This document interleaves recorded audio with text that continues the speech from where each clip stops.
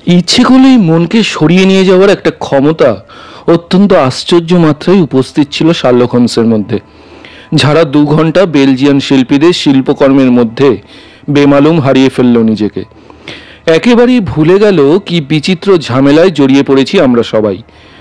ছবির জগৎ সম্বন্ধে তার ধারণা খুবই স্থূল, কিন্তু প্রদর্শনী কক্ষ থেকে বেরিয়ে নর্দাম্বারল্যান্ড হোটেলে পৌঁছানোর পথে ছবির আলোচনা ছাড়া আর কোনো কথার মধ্যেই গেল না।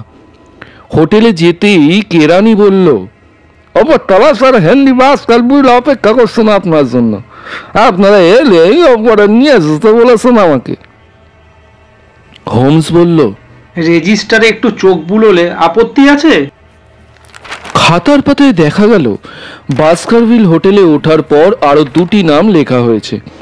একটা থিওফিলাস জনসন এবং তার পরিবার নিউ ক্যাসল থেকে এসেছেন। আরেকটা মিসেস ওল্ডমোর এবং তার পরিচারিকা এলটনের হাইলস থেকে এসেছেন। দারোয়ানের সঙ্গে যেতে যেতে হোমস বললেন, জনসন ভদ্রলোককে চিনি, উনি উকিল মানুষ তাই না? মাথার সব চুল সাদা, খুঁড়িয়ে খুঁড়িয়ে হাঁটেন।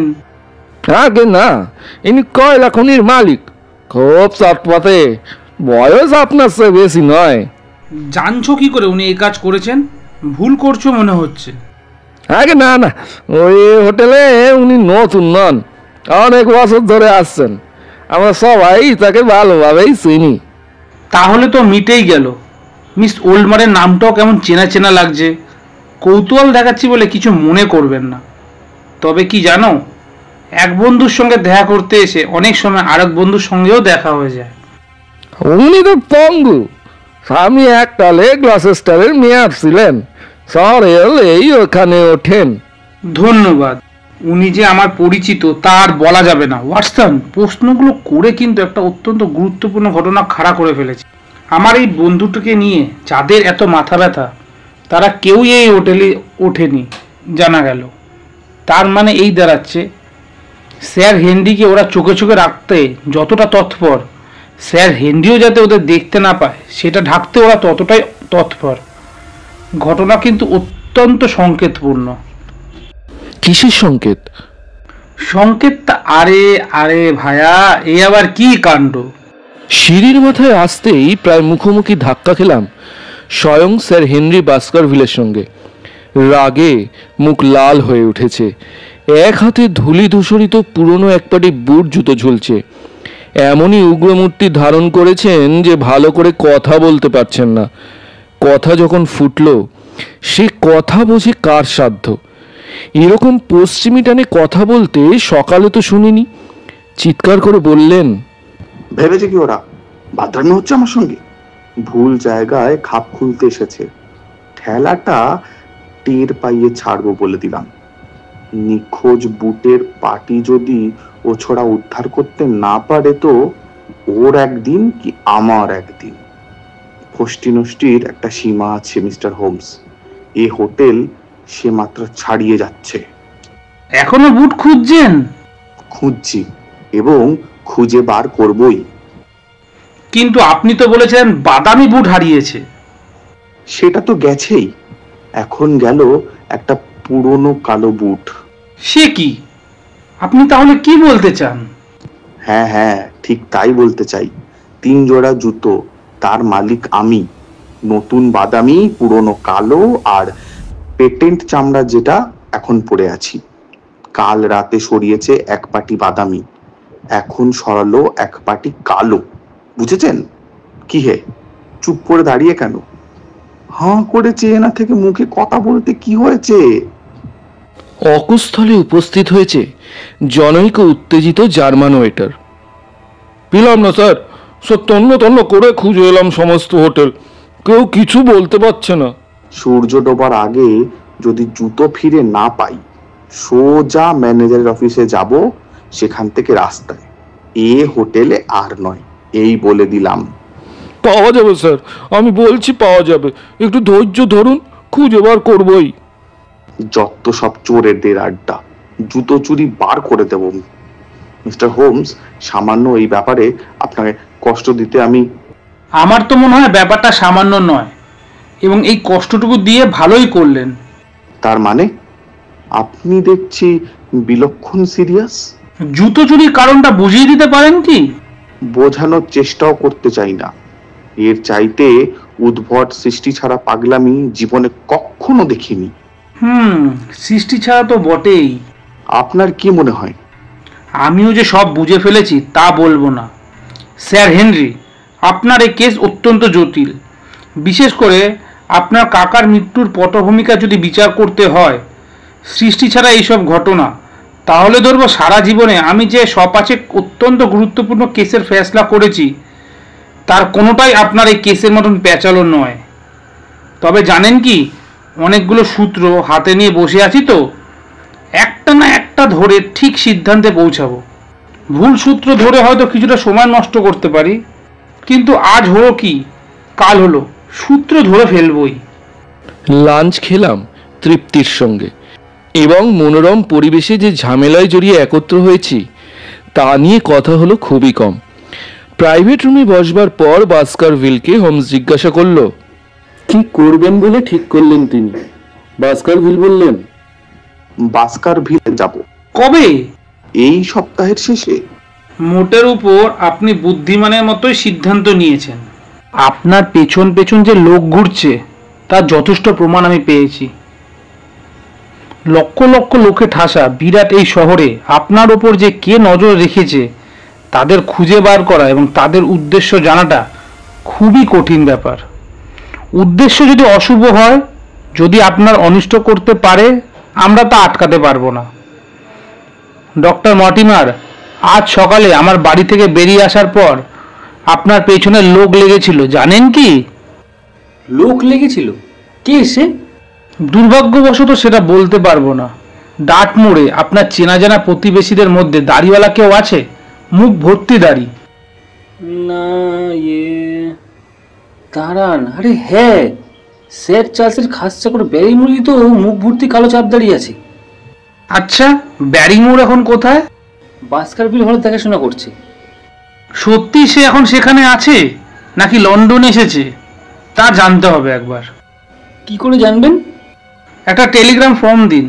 স্যার হেনরি ব্যবস্থা সম্পূর্ণ, ওতেই হবে।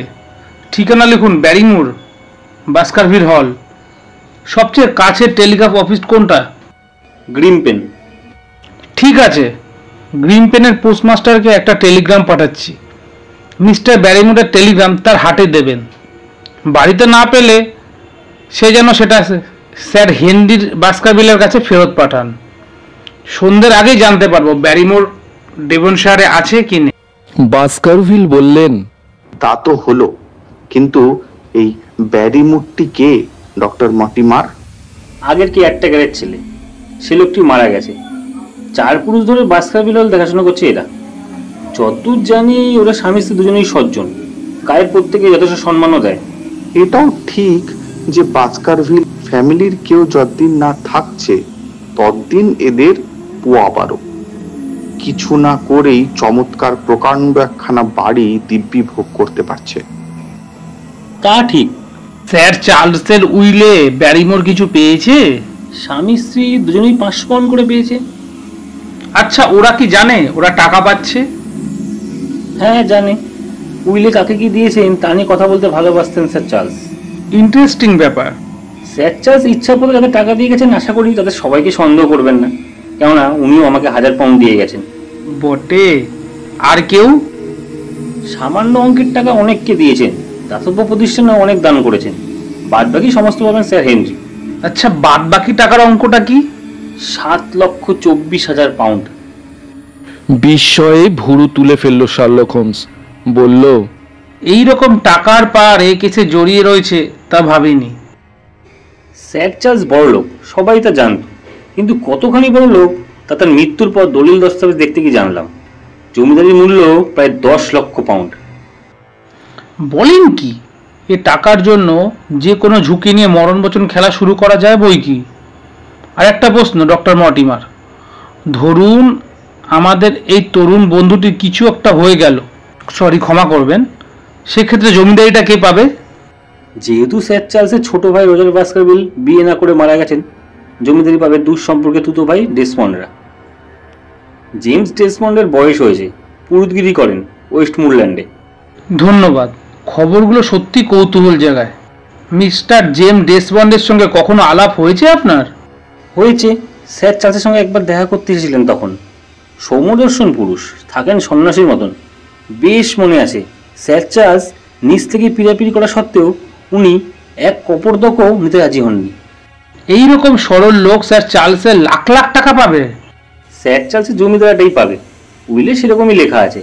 বর্তমান ওয়ারিশ অন্য উইল না করলে টাকাও তিনি পাবেন। স্যার হেনরি যা ভালো মনে করেন তাই করবেন। স্যার হেনরি, উইল করেছেন আপনি? না মিস্টার হোমস, এখনো করিনি। সময় পেলাম কখন? গতকাল তো জানলাম জল কদ্দূর গড়িয়েছে। তবে পরিস্থিতি যাই হোক না কেন, উপাধি আর জমিদারির সঙ্গে টাকাও যাবে একসঙ্গে। কাকা বেচারার ইচ্ছে ছিল সেই রকমই। সম্পত্তি রক্ষণাবেক্ষণের জন্য টাকাই যদি না থাকে, বাস্কারভিল বংশের গৌরব কি ফিরিয়ে আনতে পারবে জমিদারের মালিক? বাড়ি, জমি, টাকা সব যাবে একসাথে। ঠিক বলেছেন স্যার হেনরি। আর দেরি না করে ডেভন শহরে যাওয়াটা অত্যন্ত দরকার। শুধু একটা শর্ত আছে আমার, একলা যাবেন না, কখনোই না। ডক্টর মর্টিমার আসছেন আমার সঙ্গে। ডক্টর মার্টিমারকে রুগী দেখতে বেরোতে হয়। ওর বাড়িও আপনার বাড়ি থেকে বেশ কয়েক মাইল দূরে। শত ইচ্ছা থাকলেও উনি আপনার পাশে সবসময় দাঁড়াতে পারবেন না। না না স্যার হেনরি, আপনি কাউকে সঙ্গে নিন, খুব বিশ্বাসী লোক হওয়া চাই, যে আপনার পাশে পাশে থাকতে পারে। আপনি নিজে এলে হয় না মিস্টার হোমস? সেরকম সংকট দেখা দিলে আমি সশরীরে গিয়ে হাজির হওয়ার চেষ্টা করব, কিন্তু নানা দিক থেকে এখন আমার ডাক আসে। এই কনসাল্টিং প্র্যাকটিসটা অনেক দূর অবধি ছড়িয়েছে, তাই আমার পক্ষে বেশি দিন লন্ডন ছেড়ে থাকা সম্ভব নয়। এই মুহূর্তে ধরুন, ইংল্যান্ডের এক পরম শ্রদ্ধেয় ব্যক্তির দোহান চেষ্টা চলছে। এক ব্ল্যাকমেলার। আমি উঠে না পড়ে লাগলে কেলেঙ্কারি ঠেকানো যাবে না। দেখতেই পাচ্ছি ডটমুরে যাওয়া কতখানি আমার পক্ষে সম্ভব। তাহলে কাউকে সুপারিশ করছেন? আমার বাহুতে হাত রাখলো হোমস, বলল, আমার এই বন্ধুটা যদি রাজি হয়, তাহলে জানবেন দুরবস্থায় যখন পড়বেন আপনার পাশে দাঁড়ানোর মতন এর চাইতে যোগ্য লোক আর কেউ নেই। এত জোর দিয়ে আমি কথা বলছি, সে কথা আর কেউ বলতে পারবে না। আমার অবস্থা তো আপনি দেখছেনই। এ ব্যাপারে আমি যা জানি আপনিও তাই জানেন।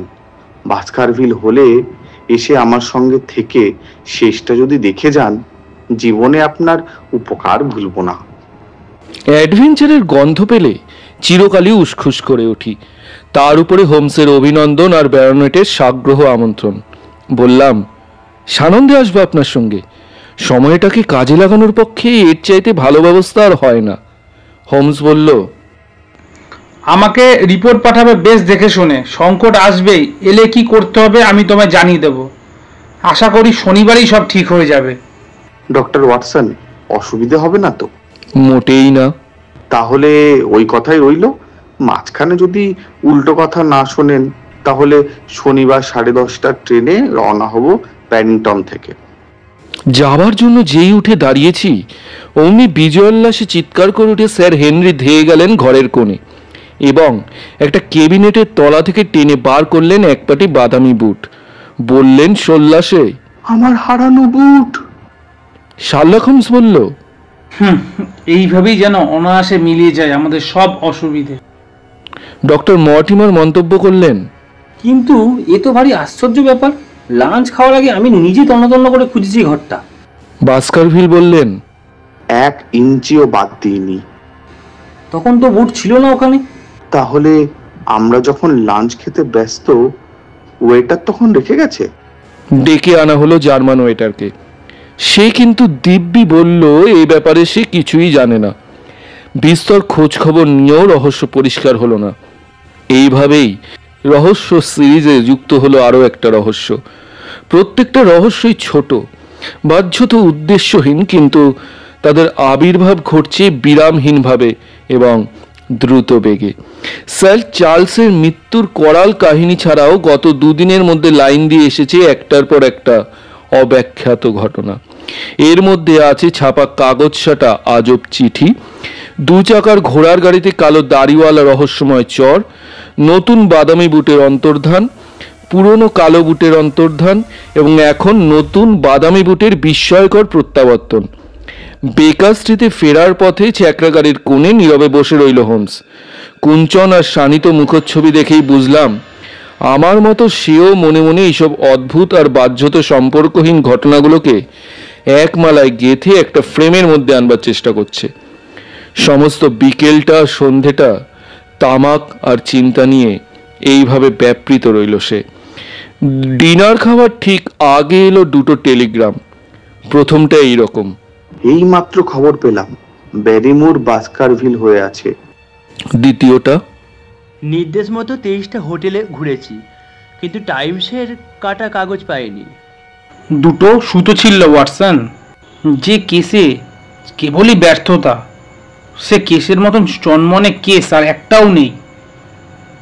ভেতর পর্যন্ত চাঙ্গা করে দেয়। চারিদিকে তাকিয়ে থাকতে হয় নতুন সূত্রের আশায়। যার গাড়িতে জল লেগেছিল পেছনে, এখনো সেই কোচওয়ানের খবর কিন্তু পাওনি। তা ঠিক। সরকারি রেজিস্ট্রিতে তার নাম ঠিকানা খুঁজে বার করার জন্য টেলিগ্রাম পাঠিয়ে দিয়েছি। জবাবটা মনে হয় এসে গেল এর মধ্যে। জবাবের চাইতেও সন্তোষজনক যে একটা কিছু এসেছে দরজার ঘণ্টার ধ্বনি শুনেই তা মালুম হলো। দুহাট হয়ে গেল দরজা। রুক্ষ চেহারার একটা লোক ঢুকলো ভেতরে। নিঃসন্দেহে কোচওয়ান স্বয়ং। বলল, হেড অফিসে খবর পেলাম এই ঠিকানায় এক ভদ্রলোক 2704 নম্বর গাড়ি সম্বন্ধে খোঁজ নিয়েছেন। 7 বছর গাড়ি চালাচ্ছি, আজ পর্যন্ত কেউ নালিশ করেনি, তাই সোজা ইয়ার থেকে আসছি। যা বলতে চান সামনাসামনি বলুন মশাই। ও হে, তোমার বিরুদ্ধে কোনো নালিশই নেই আমার, সব উল্টোটাই বরং আছে। আমার প্রশ্নের ঠিক ঠিক জবাব যদি দাও, আধগিনি বকশিস পাবে।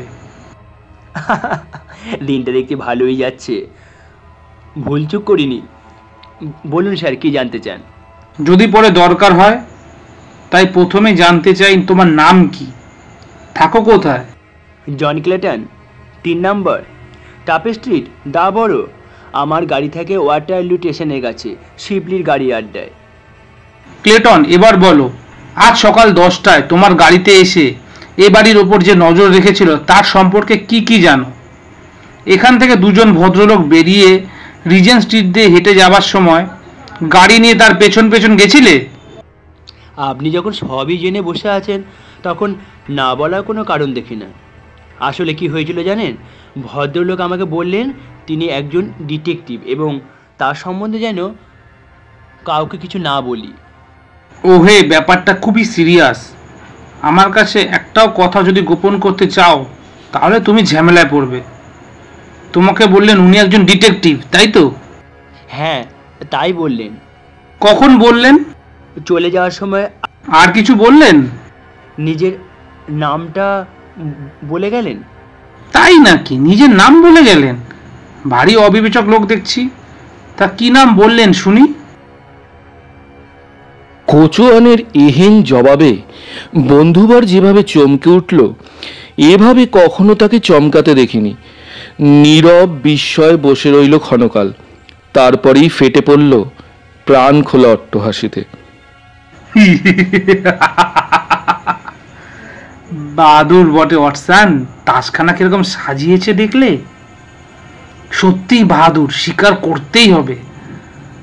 আমার মতোই চটপটে, তবে এবার কিন্তু বেশ এক হাত নিয়েছে আমার। যাক, ভদ্রলোকের নাম তাহলে শার্লক হোমস। আগে হ্যাঁ। চমৎকার। কোত্থেকে তাকে গাড়িতে তুললে? তারপর কি কি হলো সব বলে যাও। 9:30টার সময় স্ট্র্যাগলার স্কোয়ারে আমাকে ডাক দিলেন। বললেন আমি একজন ডিটেকটিভ, 2টো গিনি দেব। সারাদিন যা যা বললেন তাই করতে হবে, কোনো প্রশ্ন করা চলবে না। খুশি হয়ে রাজি হলাম। প্রথমে এলাম নর্দাম্বারল্যান্ড হোটেলে। 2 ভদ্রলোক হোটেল থেকে বেরিয়ে এসে আড্ডা থেকে একটা গাড়ি না নেওয়া পর্যন্ত দাঁড়িয়ে রইলাম। তারপর চললাম পেছন পেছন। সামনে গাড়ি এসে দাঁড়ালো, এই মানে কোথায় যেন সঠিক বলতে পারবো না। এই বাড়িরই দরজার সামনে বললে হোমস? তবে আমার গাড়িতে যিনি উঠেছিলেন তিনি সবই জানতেন।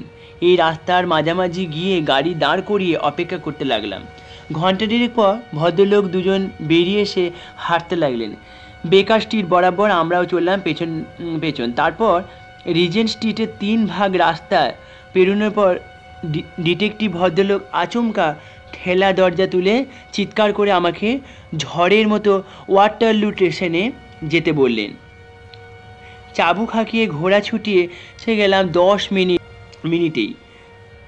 উনি তখন সত্যিকারের ভদ্রলোকের মতো দুটো গিনি আমাকে দিয়ে স্টেশনের মধ্যে ঢুকলেন।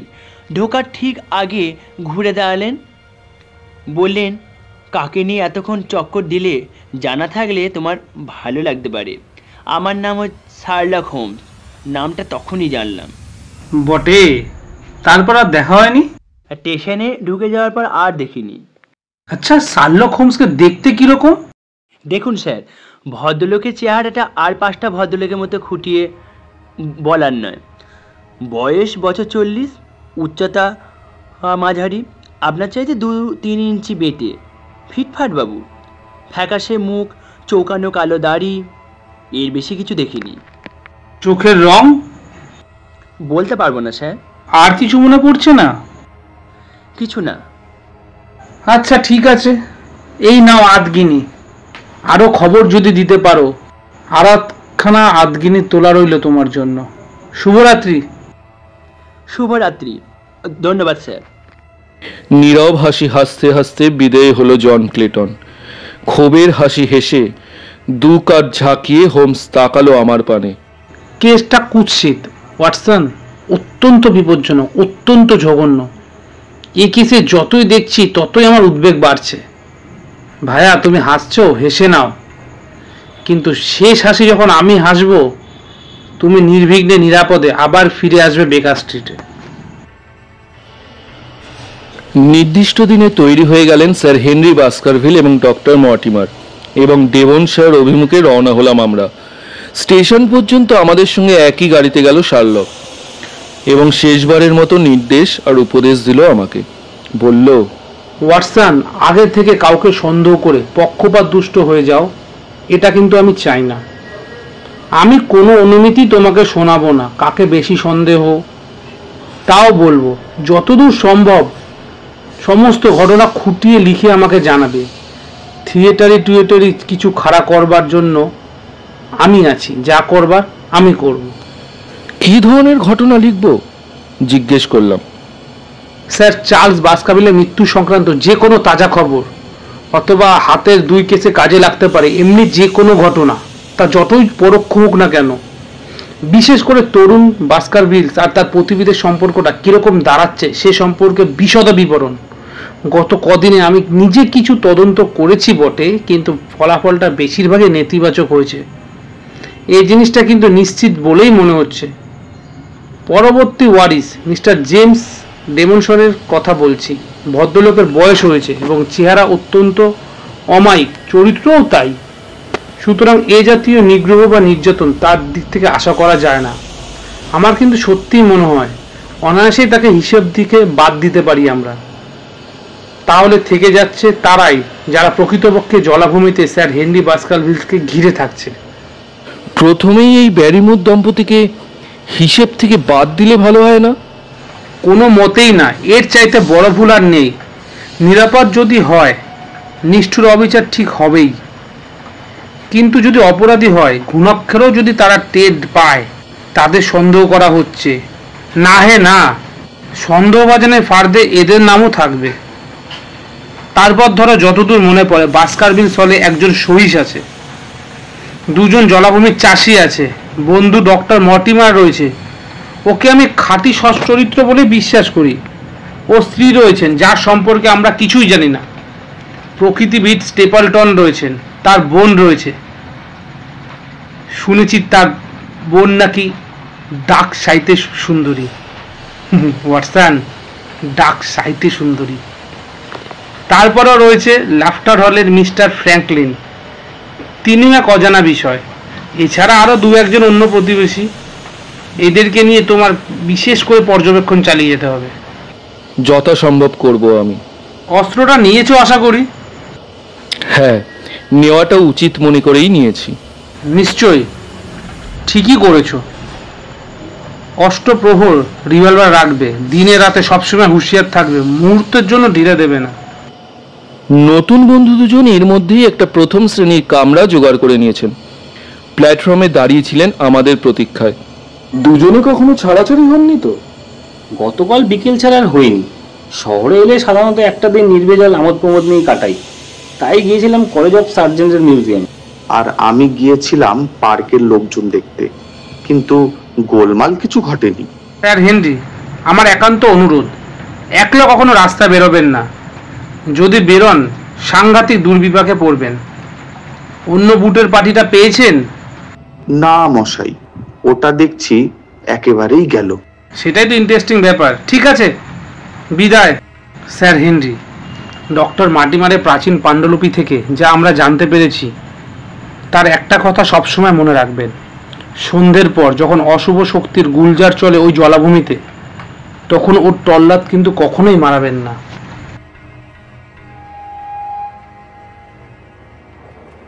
অনেক পেছনে প্ল্যাটফর্ম ফেলে আসার পর ফিরে দেখলাম আমাদের পানে স্থির চোখে তাকিয়ে দাঁড়িয়ে আছে শার্লক হোমসের দীর্ঘ সাদাসিধে কঠোর নিষ্পন্দ মূর্তি। দ্রুত ছুটে চলল ট্রেন। বেশ ভালোই লাগছে ছুটন্ত ট্রেনে বসে থাকতে। দুই বন্ধুর সঙ্গে অন্তরঙ্গতা বাড়িয়ে নিলাম নানা কথার মাধ্যমে। খেলা করতে লাগলাম ডক্টর মর্টিমারের স্পেনিয়েলের সঙ্গে। এইভাবেই হু হু করে কেটে গেল সময় ঘন্টা কয়েকের মধ্যে। মাটির রং বাদামি থেকে লালচে হয়ে গেল। ইট থেকে গ্রানাইটে এসে পড়লাম। সুবিন্যস্ত ঝোপ দিয়ে ঘেরাও উজ্জ্বল সবুজ ঘাস ছাওয়া মাঠে লাল রঙের গরু চড়তে দেখলাম। গাছপালার উত্তরোত্তর সমৃদ্ধি দেখেই বুঝলাম চমৎকার আবহাওয়া আসছে, যদিও আর্দ্রতার ভাগ একটু বেশি। চোখ বড় বড় করে সাগ্রহে জানলা দিয়ে বাইরে তাকিয়ে রইলেন তরুণ বাস্কারভিল এবং ডেভনের পরিচিত নৈসর্গিক দৃশ্য চিনতে পেরে আনন্দে চেঁচিয়ে উঠলেন জোর গলায়। বললেন, ডক্টর ওয়াটসন, এই জায়গা ছেড়ে যাওয়ার পর পৃথিবীর অনেক জায়গায় আমি দেখেছি, কিন্তু এমনটি কোথাও দেখিনি, তুলনা হয় না। ডেভনশায়ারের লোকেরা কিন্তু শপথ নেয় নিজেদের জেলার নামে ব্যতিক্রম আজও চোখে পড়েনি। সেটা শুধু জেলা নয়, নির্ভর করে মানুষগুলোর শিক্ষা দীক্ষা রক্তের উপরে। এই যে আমাদের এই বন্ধুটি, মাথাটি দেখুন পশ্চিম ইউরোপের প্রাচীন আর্যজাতিক কেলদের মাথার মতোই গোল। তাদের সেই উৎসাহ আর স্বদেশপ্রীতি এর ফুলির মধ্যেও রয়েছে। স্যার চার্লস বেচারার মাথাটি ছিল সত্যি অত্যন্ত দুষ্প্রাপ্য। বৈশিষ্ট্যের দিক দিয়ে অর্ধেকটা স্কটল্যান্ডের পার্বত্য জাতি গেলদের মতো, বাকি অর্ধেকটা আইভারমিয়ান। কিন্তু আপনি যখন বাস্কারভিল দেখেছিলেন তখন নিহাতি ছেলে মানুষ ছিলেন নয় কি? বাবা যখন মারা যান আমি তখন কিশোর। তারপর থেকে বাস্কারভিল আর চোখে দেখিনি, কেননা বাবা থাকতেন দক্ষিণ উপকূলে একটা ছোট্ট কুড়ে ঘরে। সেখান থেকে সোজা গেলাম আমেরিকায় এক বন্ধুর কাছে। তাই বলছি, ডক্টর ওয়াটসনের চোখে সব যেমন নতুন লাগছে, আমার চোখও তাই লাগছে। জলাভূমির চেহারা দেখবার জন্য জানবেন প্রাণটা আকুলি বিকুলি করছে। করছে নাকি? তাহলে পূর্ণ হোক আপনার সেই মনোবাসনা। এই দেখুন জলাভূমি, চৌকোনো সবুজ মাঠ আর গাছপালার নিচু বক্ররেখার উপর দিয়ে দেখা গেল বহু দূরে ঠেলে উঠেছে ধূসর বিষণ্ণ একটা পাহাড়।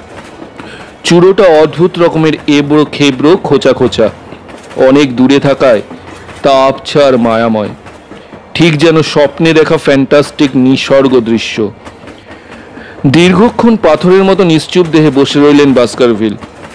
স্থির দুই চক্ষু নিবদ্ধ রইল সেই দুঃস্বপ্ন দৃশ্যের পানে।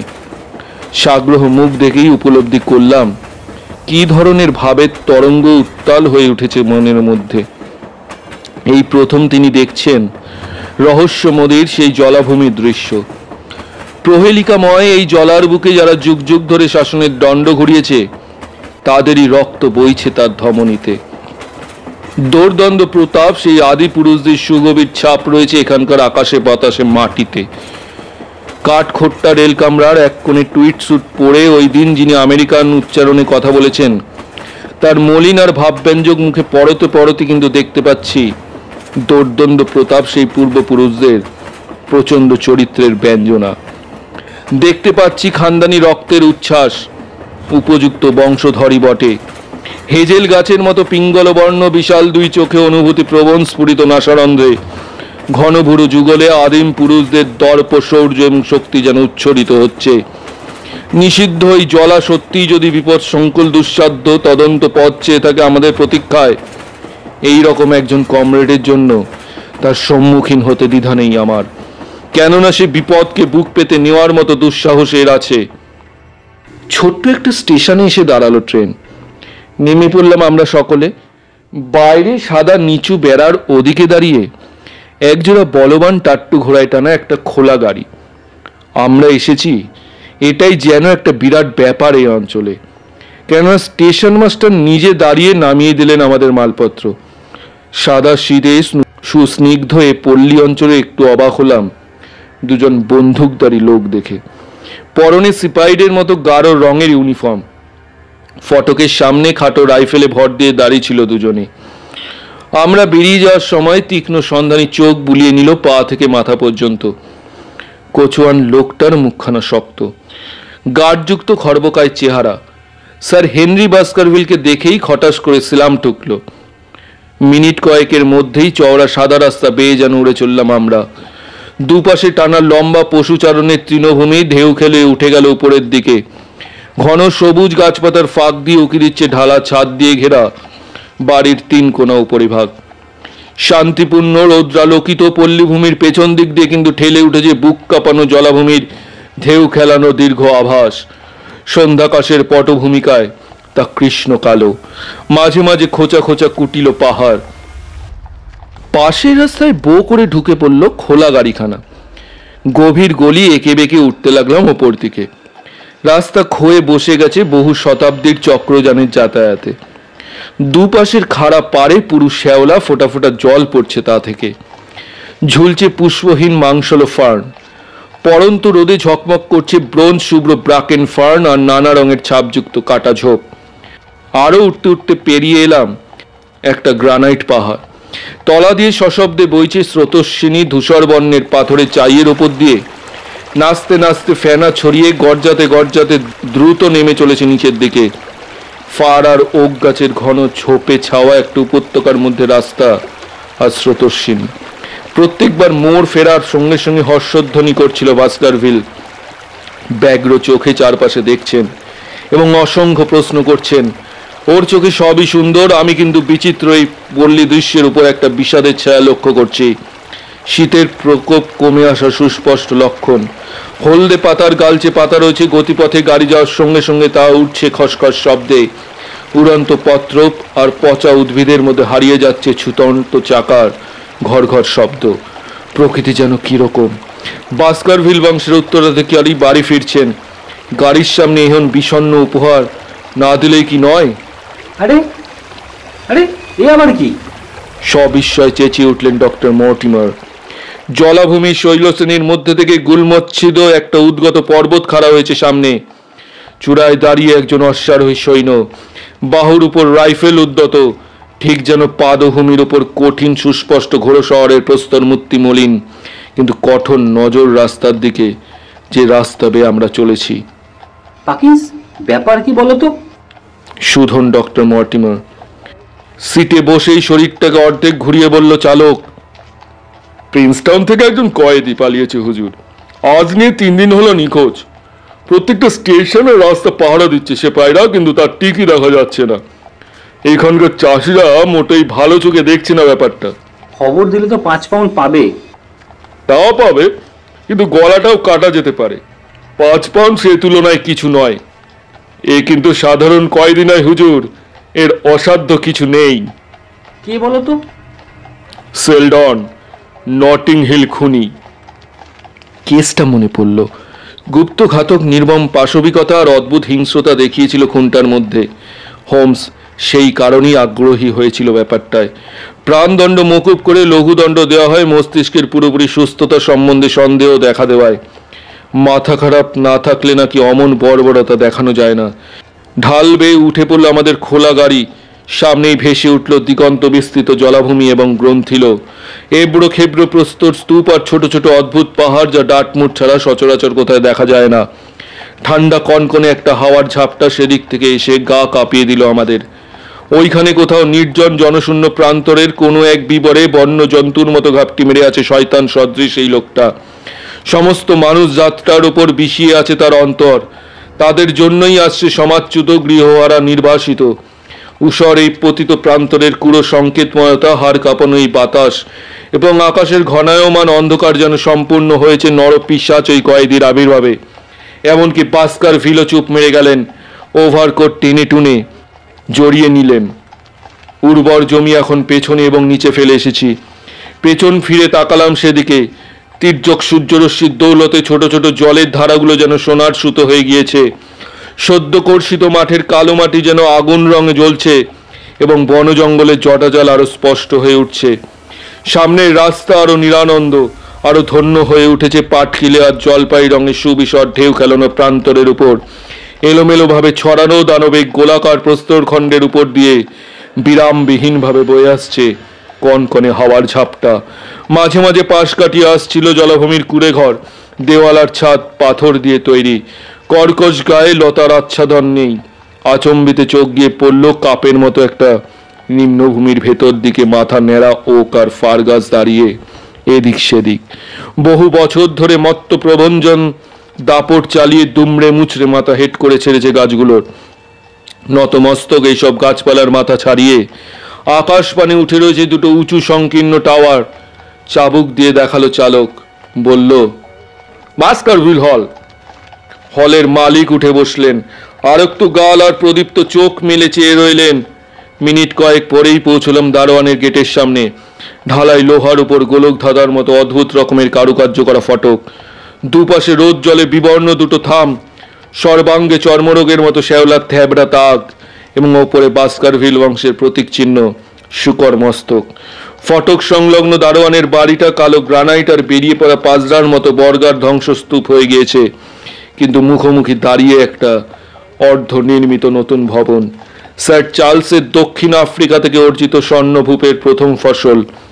ফটক পেরিয়ে এলাম একটা বিথির মধ্যে। আবার চাকার আওয়াজ ডুবে গেল ঝরা পাতার মধ্যে। মাথার উপর লম্বা ডাল বাড়িয়ে পাতার চাদোয়া মেলে ধরল দুপাশের গাছের সারি, ঠিক যেন একটা বিষণ্ণ সুড়ঙ্গ পথ। অন্ধকারময় সুদীর্ঘ এই পথের একদম প্রান্তে ঝকমক করছে বাস্কারভিল ভবন। সেদিকে চেয়ে শিউরে উঠলেন স্যার হেনরি। এইখানেই কি? শুধলেন খাটো গলায়। না না, ইউবিতেই রয়েছে বাড়ির দিকে। মুখ কালো করে চারিদিকে চোখ বুলিয়ে নিলেন তরুণ ওয়ারিশ। বললেন, কাকার আর দোষ কি? এ জায়গায় থাকলে আতঙ্ক পেয়ে বসে। সব সময় ভাবতেন ওই বুঝি বিপদে পড়লেন। যেই আসুক না কেন ভয়ে বুক ঢিপ ঢিপ করবে। 6 মাসের মধ্যে দুপাশে বিদ্যুৎ বাতি বসাবো।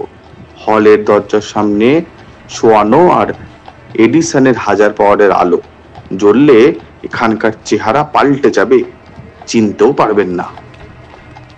বিধিপথ শেষ হয়েছে ঘাস ছাও একটা প্রশস্ত চত্বরের সামনে।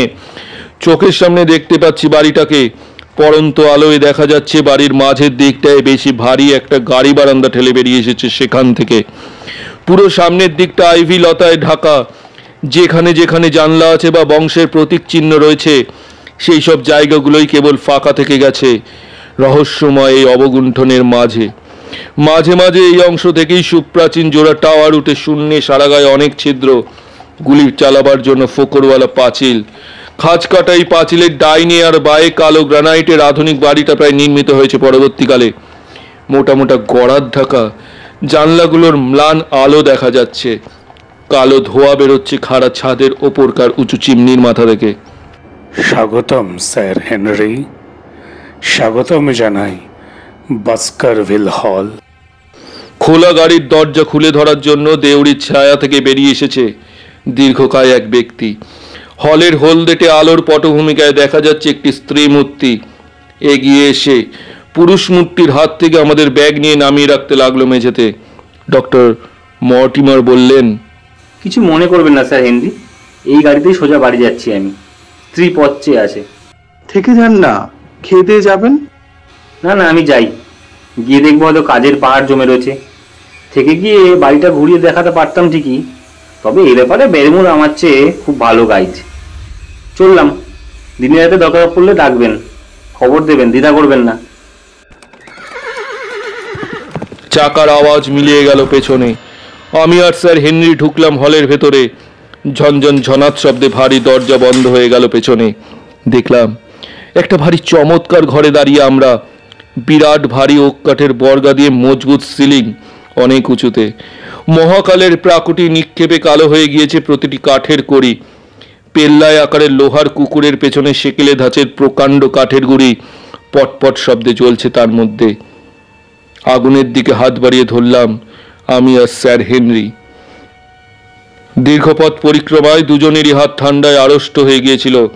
তারপর দেখলাম চারিদিকে সুউচ্চ পাতলা জানলা, দেওয়ালের ওক কাঠের তক্তা, হরিণের মাথা, বংশ প্রতীক, দাগ ধরা শ্বাসের কাজ, সবকিছুই মাঝের ল্যাম্পের স্থিমিত আলোয় যেন বিষণ্ণ, অন্ধকারাচ্ছন্ন এবং ম্লান। স্যার হেনরি বললেন, এই রকমটাই কিন্তু আশা করেছিলাম। প্রাচীন যে কোনো ফ্যামিলির বাড়ির ছবি এই ধরনেরই হয়। ভাবুন দেখি, এই হলেই 500 বছর ছিলেন আমার পূর্বপুরুষরা। ভাবলেও বুক দমে যায়। দেখলাম চারিদিকে তাকিয়ে ছেলে মানুষই উৎসাহে উজ্জ্বল হয়ে উঠল তার মলিন মুখ। আলো পড়েছে মুখে, লম্বা ছায়া লুটোচ্ছে দেওয়ালে, কালো চাদোয়ার মতো ঝুলছে মাথার ওপরে। মালপত্র আমাদের ঘরে পৌঁছে দিয়ে ফিরে এসেছে ব্যারিমুর। হাতে কলমে ট্রেনিং পাওয়া অভিজ্ঞ পরিচালকের মতোই বিনম্র ভঙ্গিমায় দাঁড়িয়ে আমাদের সামনে। লোকটার চেহারা সত্যি অসাধারণ। দীর্ঘাঙ্গ সুশ্রী চৌকোনা, কালো দাড়ি এবং 10 জনের ভিড়ে চোখে পড়ার মতো পাণ্ডুর চোখ মুখ। স্যার, ডিনারের ব্যবস্থা এখনই করব কি? খাবার তৈরি? মিনিট কয়েক পর মধ্যেই হয়ে যাবে। ঘরে গেলেই গরম জল পাবেন। যতদিন আপনি নতুন ব্যবস্থা না করছেন ততদিন আমি আর আমার স্ত্রী সানন্দে আপনার সেবা করে যাব। নতুন পরিস্থিতিতে কিন্তু এ বাড়িতে চাকর বাকর আরও দরকার। নতুন পরিস্থিতিটা আবার কি?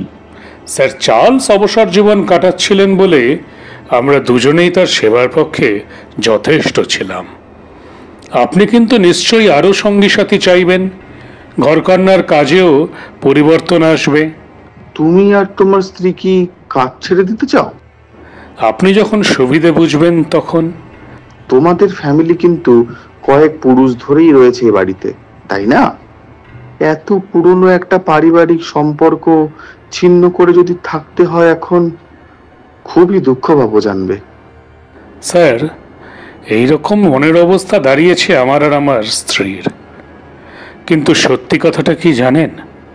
স্যার চার্লসকে আমরা দুজনেই প্রাণ দিয়ে ভালোবাসতাম।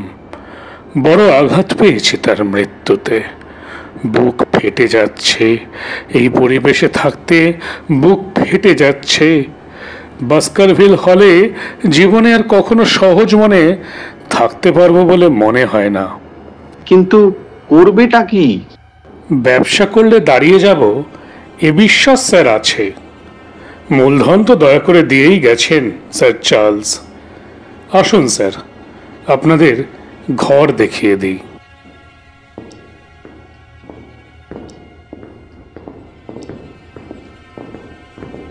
সেকেলে হলের মাথার উপর দিয়ে ঘিরে রয়েছে একটা চৌকোনা ব্যালাস্ট্রেড রেলিং দিয়ে যুক্ত ছোট ছোট পিলপের সারি। জোড়া সোপান শ্রেণী বেয়ে উঠতে হয় সেখানে। এর মাঝ থেকে দুটো লম্বা অলিন্দ বিস্তৃত বাড়ি, যতদূর লম্বা ততদূর পর্যন্ত এই অলিন্দের দুপাশে রয়েছে সারি সারি শয়ন কক্ষ।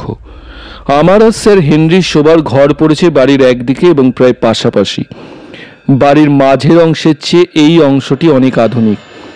অসংখ্য মোমবাতি আর ঝকমকে কাগজের দৌলতে নিরানন্দ ভাবটা অনেকটা কম।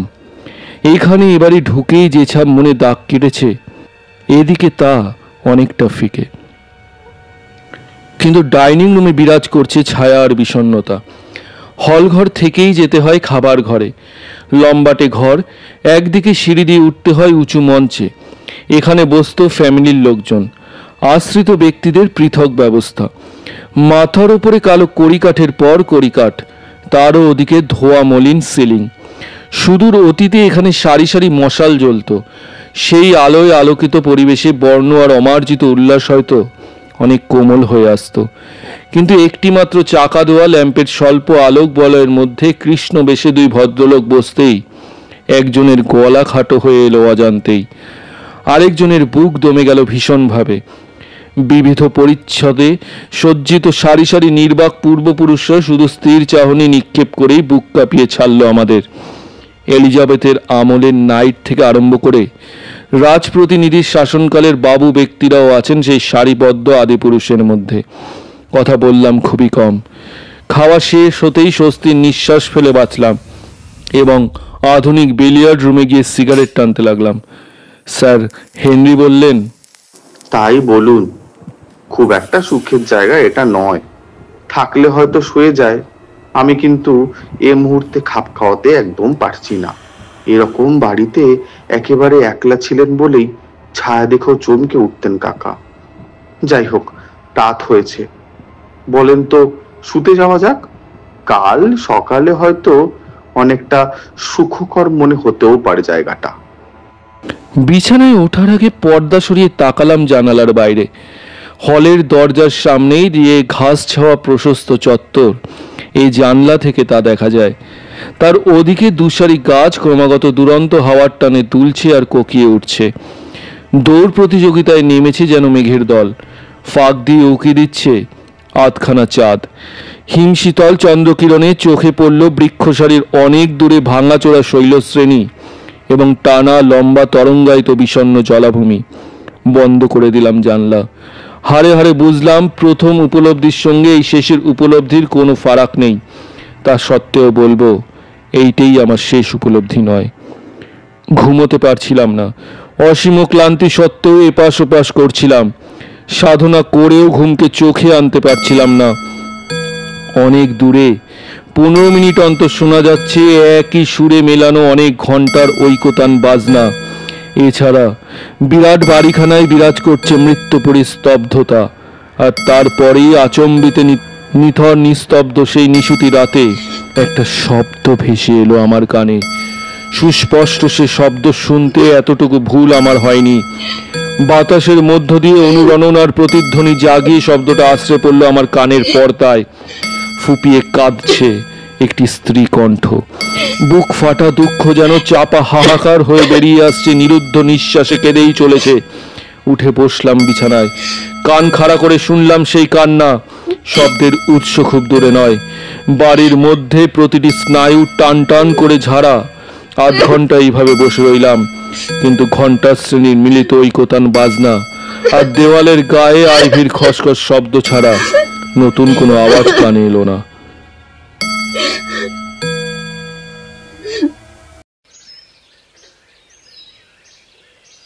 বাস্কারভিল হলে এসেই একটা কৃষ্ণ কুটিল ছায়াপাত অনুভব করেছিলাম মনের মধ্যে। মনের সতেজ সৌন্দর্য কিন্তু অনেকটা মুছে নিয়ে গেছে সেই অভিজ্ঞতা। প্রাতরাশ টেবিলে এসে বসলাম আমি এবং স্যার হেনরি।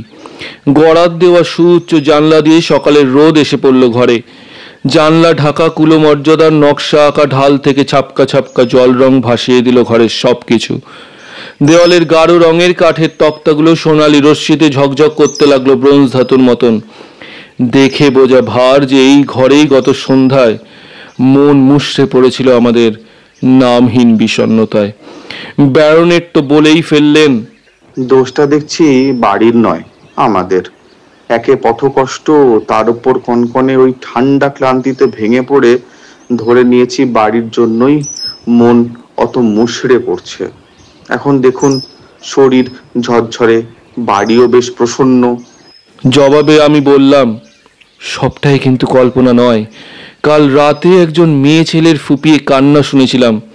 তন্দ্রার মধ্যে ওই ধরনের কি একটা যেন শুনেছিলাম। অদ্ভুত কাণ্ড। কিছুক্ষণ কান খাড়া করে রইলাম, কিন্তু আর কোনো আওয়াজ না পেয়ে ভাবলাম নিশ্চয়ই স্বপ্ন দেখছি। আমি কিন্তু শব্দটা স্পষ্ট শুনেছি।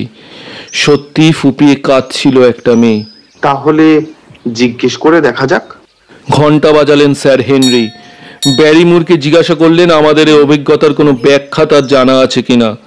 আমার মনে হলো খাস চাকরের পাণ্ডুর মুখ যেন আরো একটু ফ্যাকাশে হয়ে গেল প্রশ্নটা শুনে, কিন্তু বেশ মন দিয়ে শুনল কান্নার বিবরণ। বলল, স্যার হেনরি, এ বাড়িতে স্ত্রীলোক বলতে দুজন, একজন রান্নাঘরের পেছনের ঘরে বাসন ধোয়, ঘুমোয় বাড়ির ওদিকের অংশে আপনার দিকে নয়, আরেকজন আমার স্ত্রী। আওয়াজটা যে তার দিক থেকে আসেনি সেটুকু আমি বলতে পারি। কথাটা কিন্তু মিথ্যে, কেননা ব্রেকফাস্ট খাওয়ার পর লম্বা করিডোরে পূর্ণ সূর্যালোকে মিসেস ব্যারিমুরকে দেখবার সুযোগ আমার হয়েছিল। রোদ পড়েছিল মুখে, দোহারা চেহারা, ভারী গরম, অনুভূতিহীন মুখচ্ছবি, দৃঢ় সংবদ্ধ কঠিন ঠোঁট। ঠোঁট টেপা হলে কি হবে, চোখ দুটোই তো কিছু গোপন নেই, চোখের পাতা ফোলা, চোখও লাল। কাল রাতে তাহলে কেঁদেছে এই স্ত্রীলোকটি, কেঁদেই যদি তাকে স্বামীর তো তা জানা উচিত। ধরা পড়ে যাওয়ার সম্ভাবনা আছে জেনেও মিথ্যে বলার ঝুঁকি নিয়েছে সে। কেন এই কাজ সে করলো? কেন মিসেস ব্যারিমুরি বা কেঁদে চোখ ফুলিয়েছে কেন? পাণ্ডুরো মুখ, সুদর্শন কালো দাড়িওয়ালা এই ব্যক্তিটিকে ঘিরে কিন্তু রহস্য দানা বেঁধেছে এরই মধ্যে। সেই সঙ্গে জড়ো হয়েছে বিষণ্ণতা। স্যার চার্লসের মৃতদেহ সেই প্রথম আবিষ্কার করেছে। বৃদ্ধের মৃত্যু সম্পর্কে যে পরিস্থিতির বর্ণনা পাওয়া গেছে সেটাও তারই কথা। এই ব্যারিমুরকেই রিজেন্ট স্ট্রিটে ছ্যাঁকড়া গাড়ির মধ্যে দেখেছি, এমনও তো হতে পারে। দাড়িটা বোধ হয় এইরকমই। গাড়োয়ান অবশ্য বলেছিল মাথায় একটু খাটো, তবে সেটা চোখের ভুলও হতে পারে। বিষয়টা যাচাই করা যায় কিভাবে? গ্রিন পেন পোস্টমাস্টারের সঙ্গে দেখা করতেই হবে, জিজ্ঞেস করব পরীক্ষামূলক টেলিগ্রামটা সত্যিই ব্যারিমুরের হাতে হাতে দেওয়া হয়েছে কিনা। জবাব যাই হোক না কেন, শার্লক হোমসকে জানানোর মতো কিছু একটা পাওয়া যাবে। ব্রেকফাস্টের পর অসংখ্য কাগজপত্র দেখতে বসলেন স্যার হেনরি। আমি দেখলাম মোক্ষম সুযোগ পাওয়া গেছে, অভিযান সেরে আসা যাক। মাইল 4 হাঁটতে হলো জলার কিনারা ঘেঁষে। বেশ লাগলো হাঁটতে। পৌঁছলাম একটা ছোট্ট ধূসর গায়ে। ছোট কুড়ে ঘরগুলোর মাথা ছাড়িয়ে উঠেছে দুটো বড় বাড়ি, একটা নিশ্চয়ই সরাইখানা, আর একটা ডক্টর মর্টিমারের আবাসস্থান। পোস্টমাস্টার লোকটা গায়ের মুদিও বটে। টেলিগ্রামের কথা স্পষ্ট মনে আছে দেখলাম। বলল, যেভাবে বলা হয়েছিল সেইভাবেই টেলিগ্রামটা তো পৌঁছে দিয়েছি ব্যারিমুরকে। কে দিয়েছে? আমার ওই ছেলেটা জেমস। গত সপ্তাহে বাস্কারভিল হয়ে মিস্টার ব্যারিমুরকে টেলিগ্রামটা তুই দিয়েছিলিস? হ্যাঁ বাবা, আমি দিয়েছিলাম। ব্যারিমুরের নিজের হাতে? জিজ্ঞেস করলাম আমি। মিস্টার ব্যারিমুর মাচায় উঠেছিল বলে মিসেস ব্যারিমুরের হাতে দিয়েছিলাম। বলল এক্ষুনি দেবে মিস্টার ব্যারিমুরকে। ব্যারিমুরকে দেখেছিলে? আগে না, বললাম তো মাচায় উঠেছিল। নিজের চোখে না দেখে থাকলে জানলে কি করে মাচায় উঠেছে? খিটখিটে গলায় পোস্টমাস্টার বলল, সে কোথায় আসে না আসে সেটা তার নিজের স্ত্রী ভালো জানে। টেলিগ্রাম কি পায়নি বলতে চান? ভুল যদি কোথাও হয়ে থাকে নালিশ যা করবার মিস্টার ব্যারিমুরি করবে। অসম্ভব, এ তদন্ত নিয়ে আর এগোনো যাবে না। তবে একটা জিনিস পরিষ্কার হয়ে গেল, হোমসের ধোঁকাবাজিতে কাজ হয়নি। ঠিক ওই সময় ব্যারিমুর লন্ডনে ছিল কিনা সেটা প্রমাণ করা যাবে না। যদি ধরা যায় স্যার চার্লসকে সর্বশেষ যে ব্যক্তি জীবিত অবস্থায় দেখেছে সেই লোকই নতুন উত্তরাধিকারী ইংল্যান্ডে পা দিতে না দিতেই ফেবের মতন পেছন পেছন ঘুরছে, তাহলে কি দাঁড়াচ্ছে? তবে কি সে অন্যের চর, না নিজেই ষড়যন্ত্রের জাল বুনে চলেছে? বাস্কারভিল বংশকে নির্বংশ করায় তার স্বার্থ। টাইমস প্রবন্ধ থেকে কাঁচি দিয়ে কেটে অদ্ভুত হুঁশিয়ারির কথা মনে পড়ল। এ কাজও কি তার, নাকি পৈশাচিক এই চক্রান্ত বানচাল করায় উদ্যোগী হয়েছে অন্য এক ব্যক্তি? একটা মোটিভই কল্পনায় আনা যায়। স্যার হেনরি নিজেই তো বলেছিলেন, ভয় দেখিয়ে যদি ফ্যামিলির সবাইকে ভাগিয়ে দেওয়া যায় পুরো বাড়িটা স্থায়ীভাবে ভোগে লাগবে ব্যারিমুর দম্পতির। কিন্তু অদৃশ্য যে জাল ধীরে ধীরে ঘিরে ধরছে তরুণ ব্যারনেটকে, তার পেছনে যে সুগভীর চক্রান্ত বিরাজমান, এই সিদ্ধান্ত দিয়ে তার সম্পূর্ণ ব্যাখ্যা হয় না। হোমস নিজেই স্বীকার করেছে, জীবনে অনেক চাঞ্চল্যকর তদন্ত সে করেছে, কিন্তু এরকম জটিল কেস সে কখনো দেখেনি। ধূসর নির্জন রাস্তা দিয়ে হাঁটতে হাঁটতে মনে মনে এটাই ভাবলাম, বন্ধুবার যেন ঝটপট হাতের কাজ শেষ করে এখানে এসে এই গুরু দায়িত্ব থেকে আমাকে মুক্তি দেয়। আচম্বিত চিন্তার সুতো ছিঁড়ে গেল পেছনে ধাবমান পদশব্দে। সেই সঙ্গে শুনলাম কে যেন নাম ধরে ডাকছে আমায়। ডক্টর মর্টিমারকে দেখবো আশা করেই পেছন ফিরলাম, কিন্তু অবাক হয়ে গেলাম এক অচেনা ভদ্রলোককে আমার পেছনে ছুটে আসতে দেখে।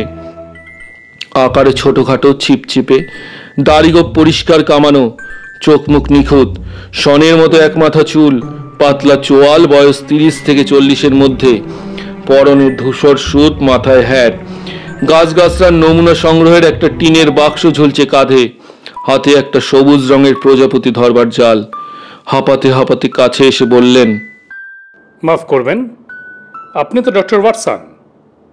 জলাভূমিতে আমরা সবাই কাজের মানুষ, আনুষ্ঠানিকভাবে কারোর পরিচয় করে দেওয়ার অপেক্ষায় থাকি না। আলাপটা গায়ে পড়েই করে নিই। আমাদের দুজনের বন্ধু মিস্টার মার্টিমারের মুখে নিশ্চয়ই শুনেছেন আমার নাম। আমি মেরেপিট হাউসের স্টেপলটন। বললাম, আপনার জাল আর বাক্স দেখেই তা বোঝা যায়। মিস্টার স্টেপলটন যে একজন প্রকৃতিবিদ এইটুকু আমি জানি, কিন্তু আমাকে আপনি চিনলেন কি করে? মার্টিমারের ওখানে গেছিলাম, আপনি তখন পাশ দিয়ে যাচ্ছিলেন। সার্জারি ঘরে জানলা থেকে আঙ্গুল দিয়ে দেখিয়ে দিলেন একই পথে যেতে হবে দুজনকে। তাই ভাবলাম দৌড়ে এসে নাগাল ধরে ফেলি, যেতে যেতে পরিচিত হই। স্যার হেনরি এতটা পথ এসে ভালো আছেন তো? খুবই ভালো আছেন, ধন্যবাদ। সবাই ভেবেছিলাম স্যার চার্লসের শোচনীয় মৃত্যুর পর ব্যারনেট আর বুঝি এখানে থাকতে চাইবেন না। এরম একটা জায়গায় এসে কেন বড় লোকই কোনো নিজেকে শেষ করতে চায় না। কিন্তু এলে যে পল্লী অঞ্চলে কতখানি ভালো হয় তাহার নাইবা বললাম। এ ব্যাপারে স্যার হেনরির মনে কুসংস্কার বা ভয় টয় নেই তো? মনে তো হয় নেই। পিশাচ কুকুরের কাহিনী শুনেছেন নিশ্চয়ই। ভৌতিক উপদ্রব চলছে ফ্যামিলির প্রত্যেকের উপরে। শুনেছি। আরে আশ্চর্য এখানকার চাষিরা, কিন্তু মনে প্রাণে বিশ্বাস করে গল্পটা। সরল মানুষ তো সহজে বিশ্বাস করে ফেলে।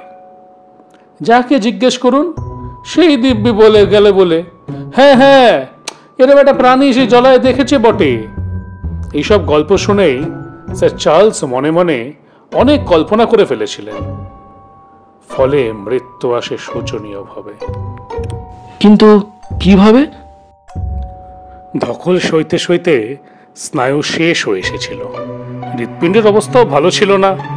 যে কোনো কুকুরের ছায়া দেখলেই তাই হয়তো আঁতকে উঠতেন। এভাবে নিশ্চয়ই হার্ট ফেল করেছেন। আমার মনে হয় আগের রাতে ইউরিতে সত্যি কিছু একটা দেখেছিলেন উনি। বৃদ্ধকে ভালোবাসতাম, জানতাম ওর হার্টের অবস্থা ভালো নয়, তাই এরকম একটা বিপর্যয়ের ভয় কিন্তু বরাবরই ছিল আমার মনে। হার্টের অবস্থা ভালো নয় জানলেন কি করে? বন্ধু মার্টিমার বলেছেন। আপনার বিশ্বাস তাহলে কুকুরের তাড়া খেয়ে সে ভয়ের চোটে মারা গেছেন স্যার চার্লস? এর চাইতে ভালো ব্যাখ্যা আর কিছু কি দিতে পারেন? কোনো সিদ্ধান্তেই আসিনি আমি। মিস্টার শার্লক হোমস এসেছেন কি? কথাটা শুনেই মুহূর্তের জন্য আমার নিঃশ্বাস বন্ধ হয়ে এলো, কিন্তু সঙ্গী ভদ্রলোকের শান্ত মুখ আর ধীর স্থির চোখের দিকে তাকিয়ে বুঝলাম চমকে দেওয়ার কোনো ইচ্ছে তার নেই। বললেন, ডক্টর ওয়াটসন, আপনাকে জানি না, ভান করে তো লাভ নেই। আপনার ডিটেকটিভের কার্যকাহিনী দেশেও পৌঁছে গেছে। নিজেকে বাদ দিয়ে তার গুণগান গাইতে পারেন না। মার্টিমার, আপনার নাম বলতেই বুঝেছি আপনি কে।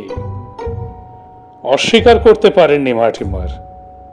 আপনি এখানে এসেছেন মানে শার্লক হোমসও এই কেসে আগ্রহী। সেই জন্যই জানতে চাইছিলাম এ ব্যাপারে তিনি কি মত পোষণ করছেন। এই প্রশ্নের জবাব দিতে পারবো বলে মনে হয় না। উনি কি নিজে এসে ধন্য করবেন আমাদের? এই মুহূর্তে শহর ছেড়ে বেরোতে পারবে না, হাতে অন্যান্য কেস রয়েছে। কি কপাল দেখুন, আমাদের কাছে যা অন্ধকার উনি এলে তা পরিষ্কার হয়ে যেত। আমাকে দিয়ে যদি আপনার গবেষণার কোনো সাহায্য হয় তো নির্দ্বিধায় বলবেন। কাকে সন্দেহ করছেন অথবা কিভাবে তদন্ত শুরু করবেন যদি আঁচ দেন তো আমার দিক থেকে সাহায্য বা উপদেশ পেতে পারেন। শুনুন, আমি এসেছি আমার বন্ধু স্যার হেনরির সঙ্গে দিন কয়েক থাকতে, তদন্ত করতে নয়। কাজেই সাহায্য বা উপদেশ কোনোটারই দরকার হবে না। চমৎকার, ঠিকই তো। এখনই তো বিচক্ষণ এবং সতর্ক থাকতে হবে আপনাকে।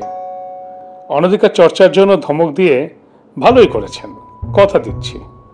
এই নিয়ে আর জিজ্ঞেস করবো না।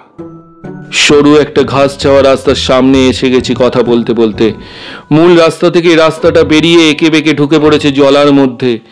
ডান দিকে গোলাকার পাথর সমাকীর্ণ একটা খাড়াই পাহাড় বিস্তৃত, অতীতে গ্রানাইট পাথর কেটে আনা হতো ওখান থেকে। বুক কাঁপানো মলিন অতীত চূড়োর দিকে দাঁড়িয়ে আমরা, আর খাজে খাজে ফার্ন আর কাটা ঝোপ। তারও ওদিকে দূরে উঁচু জায়গায় একরাশ পালকের মতো ভাসছে ধোয়া। স্টেপলটন বললেন, জলার এই রাস্তা দিয়ে একটুখানি হাঁটলেই তো মেরিপিট হাউস।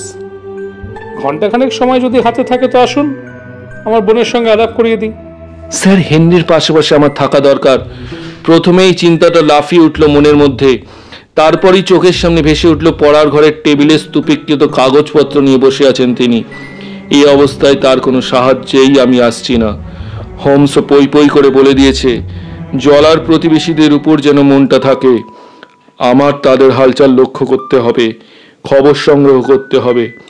তাই স্টেপলটনের আমন্ত্রণ গ্রহণ করে ঘেঁষো পথটার দিকে ফিরলাম। ঢেউ খেলানো প্রান্তর, দীর্ঘ সবুজ উত্তাল তরঙ্গ, মাঝে মাঝে খোঁচা খোঁচা গ্রানাইট পাথরের প্রচন্ড তরঙ্গাকার উত্থান পতন, সব মিলিয়ে সত্যিই বড় অপূর্ব জায়গায় জলাভূমি। হাজারবার দেখেও ক্লান্তি আসে না। কত আশ্চর্য রহস্যই না লুকিয়ে রয়েছে এর খানাখন্দে। আকারে যেমন বিরাট, তেমনি অনুর্বর আর রহস্যময়। আপনার নখদর্পণে নিশ্চয়ই? আমি তো এখানে এসেছি মাত্র 2 বছর। স্যার চার্লস আসবার কিছুদিন পরেই। এখানকার বাসিন্দাদের কাছে আমি নবাগত।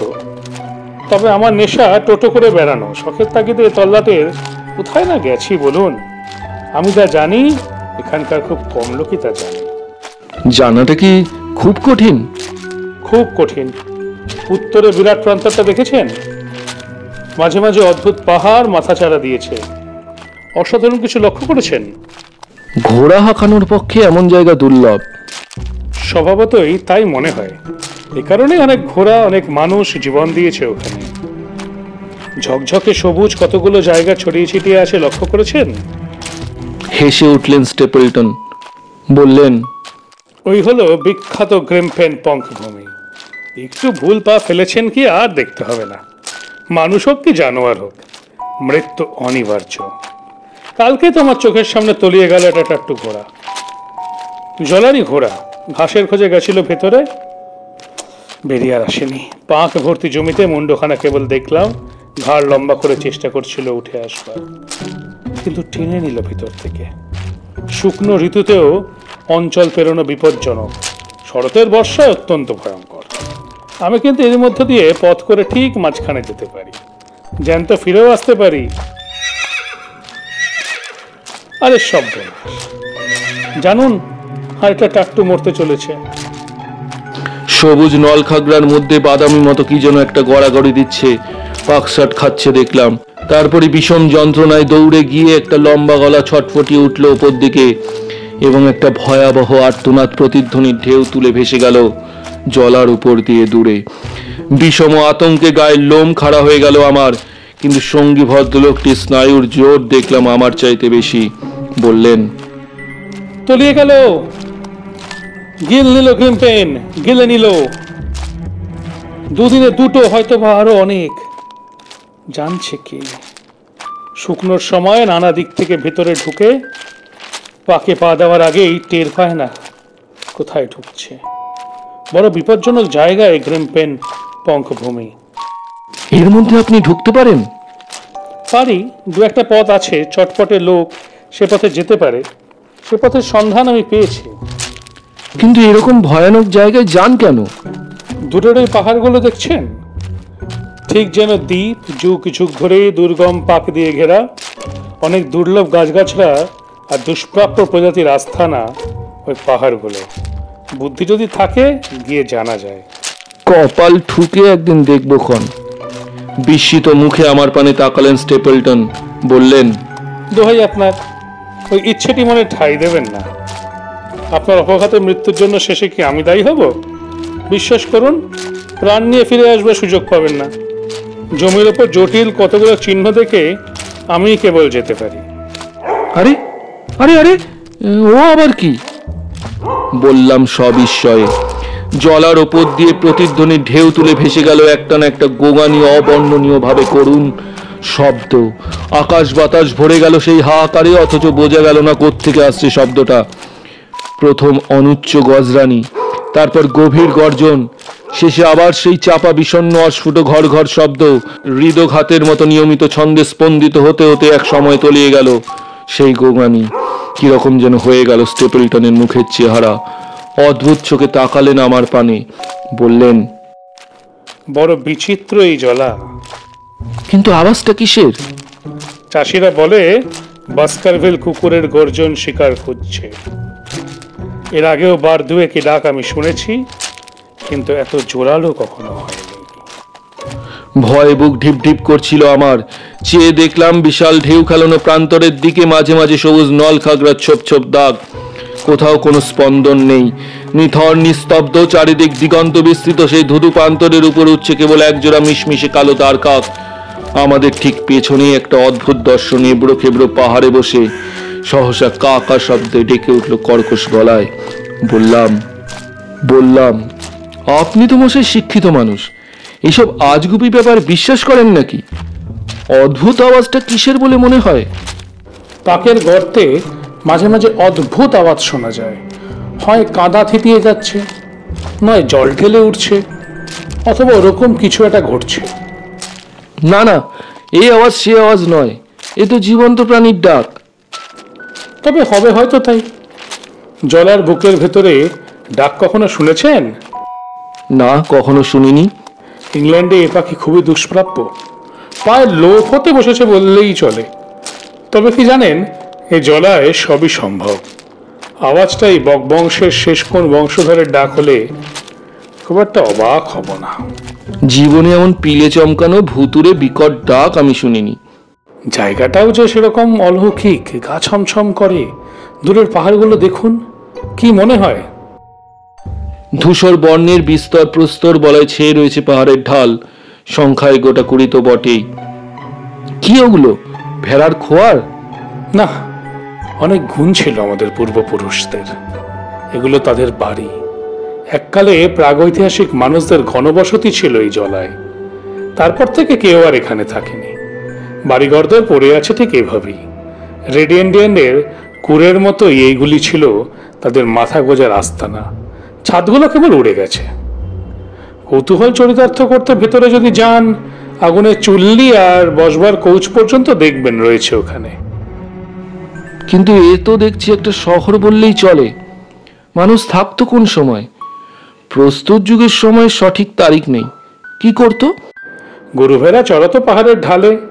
তারপর যখন পাথরের কুঠারের বদলে ব্রোঞ্জের তলোয়ারের যুগ এলো, মাটি খুঁড়ে 3 বার করতে শিখলো। উল্টো দিকের পাহাড়ে সারি সারি বিরাট খাদগুলো দেখেছেন? ওদের কীর্তি, ডক্টর ভার্সন, অনেক অসাধারণ ব্যাপারই নজরে আসবে এই জলায়। আরে আরে, নিশ্চয়ই নিশ্চয়ই, সাইক্লোপ্রাইস আসছি, দাঁড়ান। ছোট্ট একটা মাছি বা মথ পোকার মতো কি যেন পথ করে উড়ে গেল সরু পথের ওপর দিয়ে। চোখের পলক ফেলতে না ফেলতে অসাধারণ ক্ষিপ্র বেগে এবং উদ্যমে তাড়া করলেন স্ট্যাপলটন।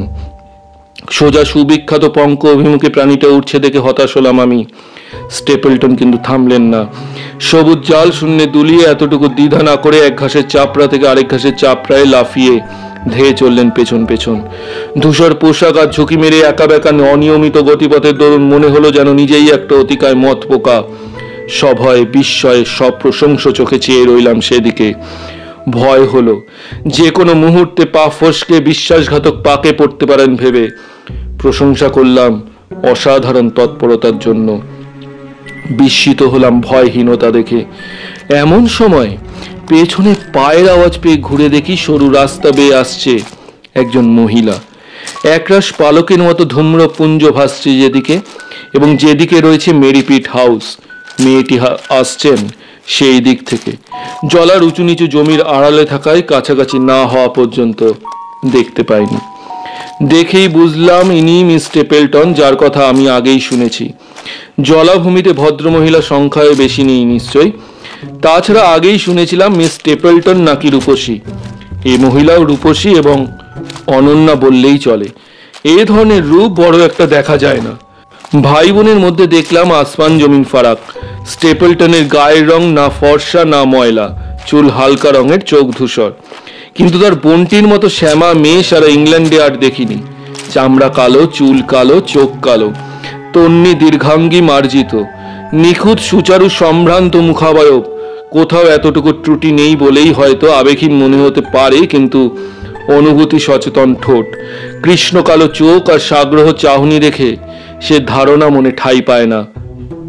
বেশভূষায় সূক্ষ্ম রুচির ছাপ, ফিগার নিখুঁত। নিরালা জলপথে এ মূর্তি যেন একটা অদ্ভুত প্রেতচ্ছায়া। আমি যখন ঘুরে দাঁড়ালাম উনি তখন তাকিয়ে ভাইয়ের দিকে। পরক্ষণেই দ্রুত পা চালিয়ে এগিয়ে এলেন আমার দিকে। মাথার টুপি তুলে বুঝিয়ে বলতে যাচ্ছি আমি কে এবং কোথায় চলেছি, এমন সময় ভদ্রমহিলা নিজেই যা বলে বসলেন তাতে সম্পূর্ণ অন্য খাতে বয়ে গেল আমার চিন্তাধারা। বললেন, ফিরে যান, সোজা লন্ডন ফিরে যান, এক্ষুনি যান। আকাট মূর্খের মতো বউয়া বিস্ময়ে চেয়ে রইলাম তার পানে। চোখ জ্বলে উঠল ভদ্রমহিলার। অধীরভাবে পা ঠুকলেন মাটিতে। জিজ্ঞেস করলাম, কেন ফিরে যাব? তা বলতে পারবো না। খাটো গলায় বললেন মিস স্টেপলটন। উচ্চারণটা অদ্ভুত, আধো আধো, অস্ফুট। দোহাই, দোহাই আপনার, যা বলি তাই করুন। চলে যান এখান থেকে, এই জীবনে আর পা দেবেন না চলায়। কিন্তু এই তো এলাম আমি।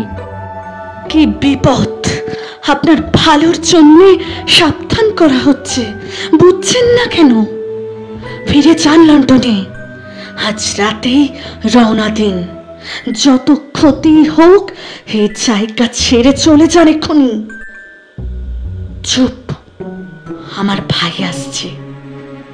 যা বললাম তার একটা কথাও ওকে বলবেন না। দূরের ওই অর্কিডটা দয়া করে এনে দেবেন। হরেক রকম অর্কিডে ঠাসা আমাদের জলা, কিন্তু আপনি এসেছেন বড় দেরিতে। অর্কিডের বাহারটা দেখতে পেলেন না। পলায়মান প্রাণীর পেছন ছেড়ে হাঁপাতে হাঁপাতে আরক তুমকে ফিরে এলেন স্টেপলটন। আরে বেরিল দেখছি। জ্যাক, তুমি দেখছি তেতে লাল হয়ে গেছো। সাইক্লোপাইডের পেছনে ছুটছিলাম, খুবই দুষ্প্রাপ্য। শরতের শেষে কদাচিৎ চোখে পড়ে। ইস, একটুর জন্য ফসকে গেল। নিজেরাই আলাপ পরিচয় করে নিয়েছ দেখছি। তা নিয়েছি, স্যার হেনরিকে বলছিলাম বড় দেরি করে এলেন। জলার আসল সৌন্দর্য এখন বিদায় নিয়েছে। উনি কে বলে মনে হয় তোমার? নিশ্চয়ই স্যার হেনরি বাস্কারভিল। আরে না না, আমি খুবই সাধারণ মানুষ, ওর বন্ধু। আমার নাম ডক্টর ওয়াটসন। মেয়েটির ভাবব্যঞ্জক মুখের ওপর দিয়ে বিরক্তির লাল আভা ভেসে যায়। কথায় কথায় দেখছি ভুল করে ফেলেছি। কিন্তু বেশি কথা বলার সময় তো পাওনি। আগের মতোই সন্ধানী চোখে তাকিয়ে মন্তব্য করেন ভাই। বোন বললেন, ডক্টর ওয়াটসন যে বেড়াতে এসেছেন বুঝিনি। আমি ভেবেছিলাম উনি ও বাড়িতেই থাকেন। অর্কিডের সময় চলে গেছে কি সবেই শুরু হয়েছে তা নিয়ে ওর খুব একটা মাথা ব্যথা নেই। যাই হোক, আসুন মেরিফিট হাউসে পায়ের ধুলো দিয়ে যান। একটু হাঁটতেই একটা নির্জন নিরাপদ জলাভূমি ভবনের সামনে এসে পৌঁছলাম। এক সময় এখানে যে থাকতো সে গরু ছাগল খাইয়ে রোজগার করত। তখন এই অঞ্চল অনেক সমৃদ্ধ ছিল, এখন সেদিন গিয়েছে। একটু মেরামত করে বাড়িটাকে বসত বাড়িতে পরিণত করা হয়েছে। ফল ফুলের একটা বাগান ঘিরে রয়েছে বাড়ির চারধারে, কিন্তু জলাভূমির সব গাছের মতোই এই বাগানের গাছও মাথা চারা দিতে পারেনি, মাথা হেট করে রয়েছে। সবকিছু মিলিয়ে জায়গাটা নিম্নমানের এবং বিষাদাচ্ছন্ন। অদ্ভুত ধরনের শুষ্ক বদন একজন পরিচারক এসে দরজা খুলে ধরল। গায়ে সেকেলে ধাঁচের কোট, মুখের চামড়া কুঞ্চিত। এই বাড়ির সঙ্গে খাপ খাওয়ানো মূর্তি। ভেতরের ঘরগুলো বেশ বড়। রুচিসম্মত আসবাবপত্র দিয়ে সাজানো ভদ্রমহিলার রুচি সুন্দর হাতের ছোঁয়া রয়েছে সর্বত্র। জানলা দিয়ে গ্রানাইট সমাকীর্ণ দিগন্ত বিস্তৃত জলাভূমির একঘেয়ে তরঙ্গায়িত প্রান্তরের প্রাণে তাকিয়ে অবাক হয়ে ভাবলাম, উচ্চশিক্ষিত এই ভদ্রলোক এবং পরমা সুন্দরী এই মহিলা কিসের আকর্ষণে রয়েছেন এখানে। আমার মনের চিন্তা পাঠ করে নিয়েই যেন বললেন স্টেপলটন, একটা স্কুল খুলেছিলাম উত্তরাঞ্চলে। আমার মতো মেজাজের লোকের পক্ষে কাজটা যন্ত্রবৎ আগ্রহ জাগায় না, কিন্তু ছোটদের সঙ্গে মেলামেশার সুযোগ পাওয়াটা কম নয়। নিজের চরিত্র আর আদর্শ অনুযায়ী ছোট মানুষগুলোকে গড়ে তুলতে কি ভালোই না লাগতো। কিন্তু নিয়তিতা চাইলেন না। সাংঘাতিক মরক লাগলো। স্কুলে মারা গেল 3টে ছেলে। আঘাত সামলে উঠতে পারলো না স্কুলে আমার বেশ কিছু মূলধন জলে গেল এভাবে। ছেলেগুলোর মিষ্টি সঙ্গ যদি পেতাম, লোকসান সত্ত্বেও প্রাণে ফুর্তি থাকতো। কেননা উদ্ভিদতত্ত্ব আর প্রাণীবিদ্যা দুটোতে আমার ঝোঁক প্রচণ্ড। কাজ করার অসীম সুযোগ রয়েছে এখানে। আমার বোনটিও আমার মতো এই প্রকৃতির মধ্যে নিজেকে হারিয়ে ফেলেছে। ডক্টর ওয়াটসন, ঘরের জানলা দিয়ে জলাভূমির চেহারা দেখে এসব কথায় ভিড় হয়ে আসছে আপনার মাথার ভিতরে। সত্যিই তাই, জায়গাটা তো মনমরা। আপনার চেয়ে আপনার বোনের কাছে হয়তো আরো বেশি মনমরা। ঝটিতি জবাব দিলেন ভদ্রমহিলা। না না, মনমরা আমি কখনোই নই। বই রয়েছে, পড়াশোনা রয়েছে, ইন্টারেস্টিং প্রতিবেশী রয়েছেন। সক্ষেত্রে ডক্টর মার্টিমার অত্যন্ত পণ্ডিত মানুষ। স্যার চার্লস বেচারাও সঙ্গী হিসেবে প্রশংসার পাত্র ছিলেন। খুবই খাতির ছিল আমাদের সঙ্গে। ওর মৃত্যু যে আমাদের কাছে কতখানি তা বলে বোঝাতে পারবো না। আজ বিকালে স্যার হেনরির সঙ্গে আলাপ করতে গেলে বিরক্ত হবেন বলে মনে হয়? খুশিই হবেন। তাহলে দয়া করে বলবেন আমি আসতে পারি। উনি যাতে নতুন পরিবেশে মানিয়ে নিতে পারেন, সবকিছুই সহজভাবে নিতে পারেন, আমাদের সামর্থ্য অনুযায়ী সে চেষ্টা করব। ডক্টর ওয়াটসন, আসুন না, উপরতলায় এসে আমার ল্যাপিডেটর সংগ্রহটা দেখে যান।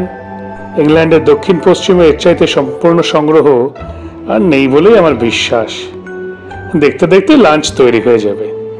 আমি কিন্তু তখন ছটফট করছি ফিরে যাওয়ার জন্য। যে দায়িত্ব নিয়ে এসেছি তা ফেলে এখানে লাঞ্চ খাওয়া যায় না। মন ভারাক্রান্ত হয়ে রয়েছে টাট্টুর শোচনীয় মৃত্যু, জলার বিষণ্ণতা এবং বাস্কারভিল বংশের ভয়ঙ্কর কিংবদন্তির সঙ্গে খাপ খাওয়ানো ভৌতিক ডাকের দরুন। সব মিলিয়ে যেন দমে গিয়েছে, কিছু ভালো লাগছে না। সবার উপরে রয়েছে মিস স্টেপলটনের সুনির্দিষ্ট এবং সুস্পষ্ট হুঁশিয়ারি।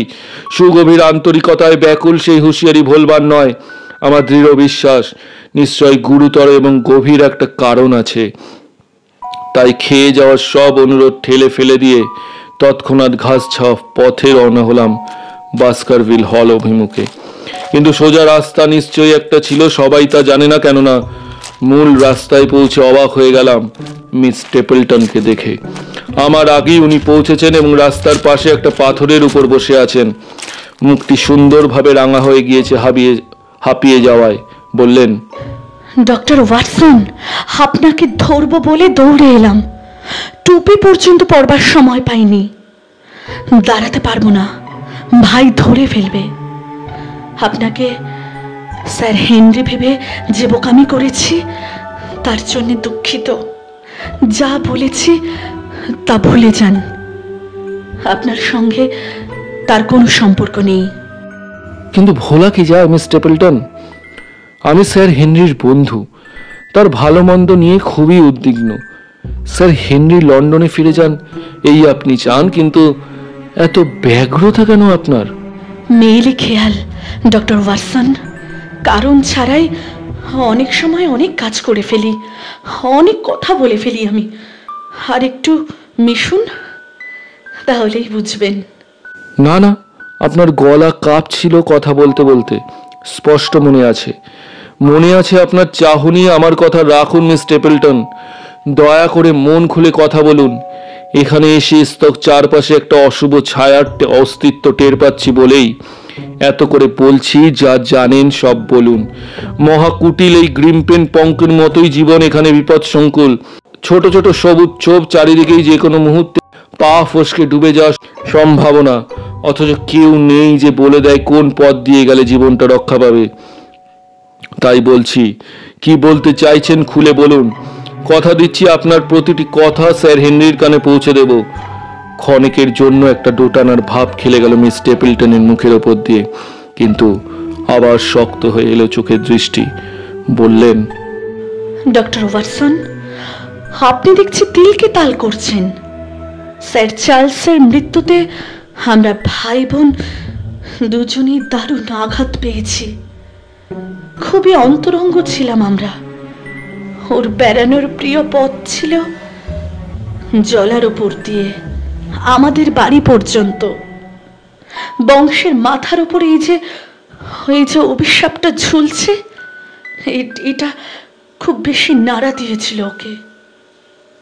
তাই তার শোচনীয় মৃত্যুর পর মনে হয়েছিল উনি তাহলে খামোকা দুশ্চিন্তায় ভোগেননি, নিশ্চয়ই একটা কারণ ছিল।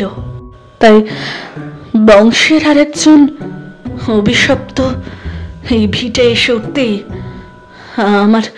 আমার মন বলল তাকে সাবধান করে দিতে। বিপদ এখানে পদে পদে, প্রাণের মায়া থাকলে যেন পালান। এই উদ্দেশ্য নিয়ে বলেছিলাম কথাগুলো। কিন্তু বিপদটা কিসের? হাউন্ডের গল্প তো শুনেছেন। এসব রাবিশ গল্প আমি বিশ্বাস করি না। কিন্তু আমি করি। স্যার হেনরির ওপর যদি আপনার তিল মাত্র প্রভাব থাকে, এ জায়গা থেকে ওকে সরিয়ে নিয়ে যান।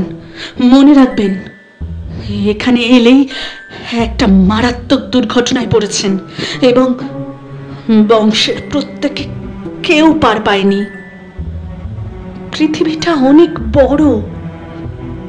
এরকম বিপদের জায়গায় উনি থাকতে চান?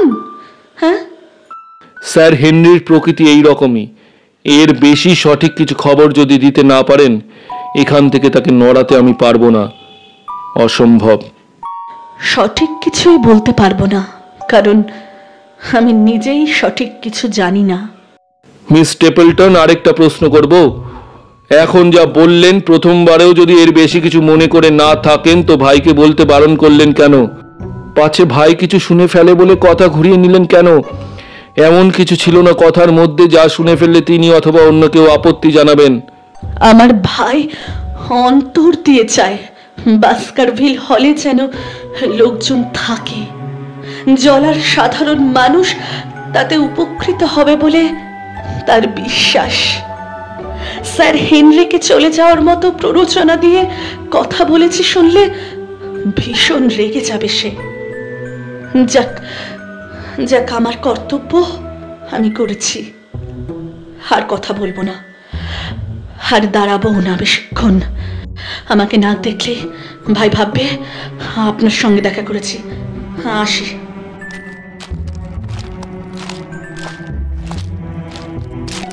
পেছন ফিরেই দেখতে দেখতে বিক্ষিপ্ত বিশালাকার প্রস্তর রাশির মধ্যে অদৃশ্য হয়ে গেলেন ভদ্রমহিলা।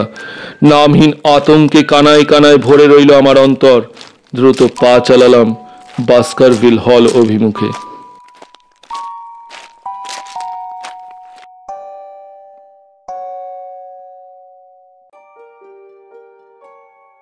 শার্লক হোমসকে যেসব চিঠি লিখেছিলাম, আমার সামনে টেবিলের উপর সেগুলো এখন সাজানো। বিয়োগান্তক ঘটনা বলে যে স্মৃতি মনের মধ্যে এখনো দগদগ করছে, তার চেয়ে অনেক মর্মস্পর্শী এই চিঠি। সেই মুহূর্তে আমি যা উপলব্ধি করেছি বা যাদের সন্দেহ করেছি, তার যথাযথ বিবরণ কিন্তু এই চিঠিগুলো। স্মৃতি থেকে এত খুঁটিয়ে লেখা সম্ভব নয়। বাস্কারভিল হল, 13ই অক্টোবর। প্রিয় হোমস, গত কদিনে রিপোর্ট না পাওয়ার কারণ খবর দেওয়ার মতন গুরুত্বপূর্ণ কিছু ঘটেনি। আজ কিন্তু সেই সুযোগ এসেছে। অত্যন্ত বিস্ময়কর একটা পরিস্থিতির উদ্ভব হয়েছে। যথা সময়ে তা বলছি। তার আগে এই পরিস্থিতি সম্পর্কিত অন্যান্য কয়েকটা ব্যাপার তোমাকে অবহিত করা দরকার। এর মধ্যে একটা ব্যাপারে তোমাকে খুব কম সংবাদই দিয়েছি। জেলখানার পলাতক সেই কয়েদির কথা আমি বলছি। পালিয়ে গিয়ে জলার মধ্যে সে আশ্রয় নিয়েছে। লোকটার ওখানেও নেই, এরকম বিশ্বাসের জোরদার কারণ দেখা দিয়েছে। এই জেলায় যারা নিরালা নির্জনে বাড়ি করে আছে, এই সংবাদে তারা হাঁপ ছেড়ে বেঁচেছে। পলায়নের পর 15 দিন কেটেছে, তার টিকি দেখা যায়নি, কোনো খবরও পাওয়া যায়নি। এতদিন জলায় ঘাপটি মেরে আছে, এটাও কল্পনায় আনা যায় না। ঘাপটি মেরে থাকাটা কঠিন কিছু নয়। পাথরের অত কুটিরের যে কোনো একটাই লুকিয়ে থাকলেই হলো। কিন্তু খাবে কি? জলার ভেড়া ধরে জবাই করে খাওয়া ছাড়া আর উপায় নেই। তাই মনে হয় জলা থেকে সে বিদায় নিয়েছে। জলার ধারে ধারে যেসব কৃষকদের বাস, তারাও নিশ্চিন্ত মনে ঘুমোতে পারছে। এই বাড়িতে আমরা 4 জন সক্ষম পুরুষ রয়েছি, কাজেই আমাদের উপর কেউ চড়াও হলে সুবিধে করতে পারবে না। কিন্তু স্টেপলটনদের কথা মনে হলে মনটা অস্বস্তিতে ভরে যায়। 1 মাইল দূর থেকে সাহায্যের প্রত্যাশা করা যায় না। ভাই বোন ছাড়াও ও বাড়িতে রয়েছে একজন পরিচারিকা, একজন বৃদ্ধ পরিচারক। ভাইটিও তেমন বলবান নয়। নটিং হিল ক্রিমিনালের মতো জেল পালানো মরিয়া কয়েদি যদি কোনো রকমে একবার বাড়িতে ঢুকে পড়ে, তো রেহাই পাবে না কেউই। আমি এবং স্যার হেনরি দুজনেই এই পরিস্থিতির জন্য উদ্বিগ্ন বোধ করছিলাম। আমাদের শহীদ পাকিন্স গিয়ে ওদের বাড়িতে রাত কাটাক, এমন প্রস্তাবও করা হয়েছিল, কিন্তু স্টেপলটন রাজি হননি। ব্যাপার কি দাঁড়িয়েছে শোনো। ব্যারোনেট বন্ধুটি সুন্দরী প্রতিবেশিনীর প্রতি আগ্রহ দেখাতে শুরু করেছেন। এতে অবাক হওয়ার কিছু নেই, কেননা এরকম একটা নিরালা জায়গায় সময় যেন কাটতে চায় না। ওর মতো কর্মঠ পুরুষের পক্ষেই একটা যন্ত্রণা। মেয়েটিও প্রকৃত মোহিনী এবং পরমা সুন্দরী। ভাইটি যেমন শীতল আবেগহীন, বোনটি ঠিক তার উল্টো। গ্রীষ্মমণ্ডলের মানবী যেন বিদেশ থেকে আমদানি। তফাতটা আশ্চর্য রকমের। ভাইয়ের বুকেও অবশ্য সুপ্ত অগ্নি আছে, মাঝে মাঝে তার আভাস দিয়ে ফেলেন। বোনের উপর ভাইয়ের প্রভাব নিশ্চয়ই জবরদস্ত রকমের, কেননা কথা বলতে বলতে বোনটি ঘন ঘন ভাইয়ের দিকে তাকান, যেন যা বলছেন তাতে ভাইয়ের অনুমোদন আছে কিনা চোখে চোখে জেনে নেন। আশা করি বোনকে স্নেহ করে ভাই। মাঝে মাঝে ভদ্রলোকের চোখে শুষ্ক দীপ্তির যে ঝলক আর পাতলা ঠোঁটে যে কাঠিন্য লক্ষ্য করি, তা অবশ্য রুক্ষ মেজাজের লক্ষণ। তোমার কাছে ইনি একটা গবেষণার বস্তু হয়ে দাঁড়াতেন। প্রথম দিনেই বাস্কারভিলের সঙ্গে দেখা করতে এসেছিলেন ইনি। দুষ্ট হিউগোর কিংবদন্তির উৎস যেখানে, পরের দিন সকালে নিয়ে গেলেন সেখানে। জায়গাটা জলার ভেতরে, মাইল কয়েক ভেতরে খা খা করছে। চারিদিকে গল্পের সৃষ্টি হয়তো সেই কারণেই। দুপাশে দুটো এবড়ো খেবড়ো পাহাড়ের মাঝখান দিয়ে একটা উপত্যকা। উপত্যকা শেষ হয়েছে একটা খোলা ঘাস ছাওয়া জমির সামনে। সাদা তুলো ঘাসের ফুটফুট দাগ এখানে সেখানে। মাঝখানে খাড়া হয়ে রয়েছে প্রকাণ্ড পাথর। রোদে জলে ক্ষয়ে ধারালো হয়ে গিয়েছে উপর দিক, ঠিক যেন কোনো দানব জন্তুর একজোড়া বীজ দাঁত। সুপ্রাচীন কিংবদন্তির উপযুক্ত ক্ষেত্রই বটে, ট্র্যাজেডির যোগ্য জায়গা। স্যার হেনরি দেখলাম বিলক্ষণ কৌতূহলী হয়েছেন। একাধিকবার স্টেপলটনকে জিজ্ঞাসা করলেন নরলোকে অলৌকিক কারসাজির সম্ভাবনা তিনি বিশ্বাস করেন কিনা, দেহধারীদের জগতে বিদেহীদের কোনো হাত থাকে কিনা। হালকাভাবে জিজ্ঞেস করলেও লক্ষ্য করলাম কথাগুলো বেরোচ্ছে অন্তর থেকে। স্টেপলটনও রেখে রেখে জবাব দিয়ে গেলেন। স্পষ্ট বুঝলাম ব্যারোনেটের মনের অবস্থা উপলব্ধি করে ওর অভিমত উনি পুরোপুরি ব্যক্ত করছেন না। কতগুলো অনুরূপ ঘটনা শুধু বললেন। অশুভ শক্তির প্রকোপে কিভাবে সর্বনাশ হয়েছে সেই সব ঘটনার কথা শুনে এইটুকু বুঝলাম, এই ব্যাপারে জনপ্রিয় অভিমতের সঙ্গে তার মতের কোনো ফারাক নেই। ফেরার পথে মেরিপিট হাউসে লাঞ্চ খেতে গিয়ে মিস স্টেপলটনের সঙ্গে পরিচয় ঘটল স্যার হেনরির। প্রথম দর্শনেই স্যার হেনরি আকৃষ্ট হয়েছেন লক্ষ্য করলাম। মিস স্টেপলটনের মনোভাবও নিশ্চয় তাই। আকর্ষণটা পারস্পরিক। বাড়ি ফেরার পথে বারবার মিস স্টেপলটনের কথা বললেন স্যার হেনরি। সেই দিন থেকে আজ পর্যন্ত ভাই অথবা বোনের সঙ্গে রোজই দেখা হচ্ছে আমাদের, একদিনও বাদ যায়নি। আজ রাত্রে এখানে খাবেন ওরা, সেই কথাই চলছে। সামনের সপ্তাহে আমরা যাব ওদের বাড়ি। একেই বলে মণিকাঞ্চন যোগ। স্টেপলটনের খুশি হওয়াই উচিত, কিন্তু বোনের সঙ্গে স্যার হেনরি ঘনিষ্ঠ হওয়ার চেষ্টা করলেই তীব্র অননুমোদন তার চোখে ফুটে উঠতে দেখছি। বোন অন্তপ্রাণ তিনি বুঝি। বোন চলে গেলে একক জীবন দুর্বিষহ হয়ে উঠবে তাও বুঝি, কিন্তু এরকম চমকপ্রদ বিয়েতে বাদ সাধাও যে চরম স্বার্থপরতা।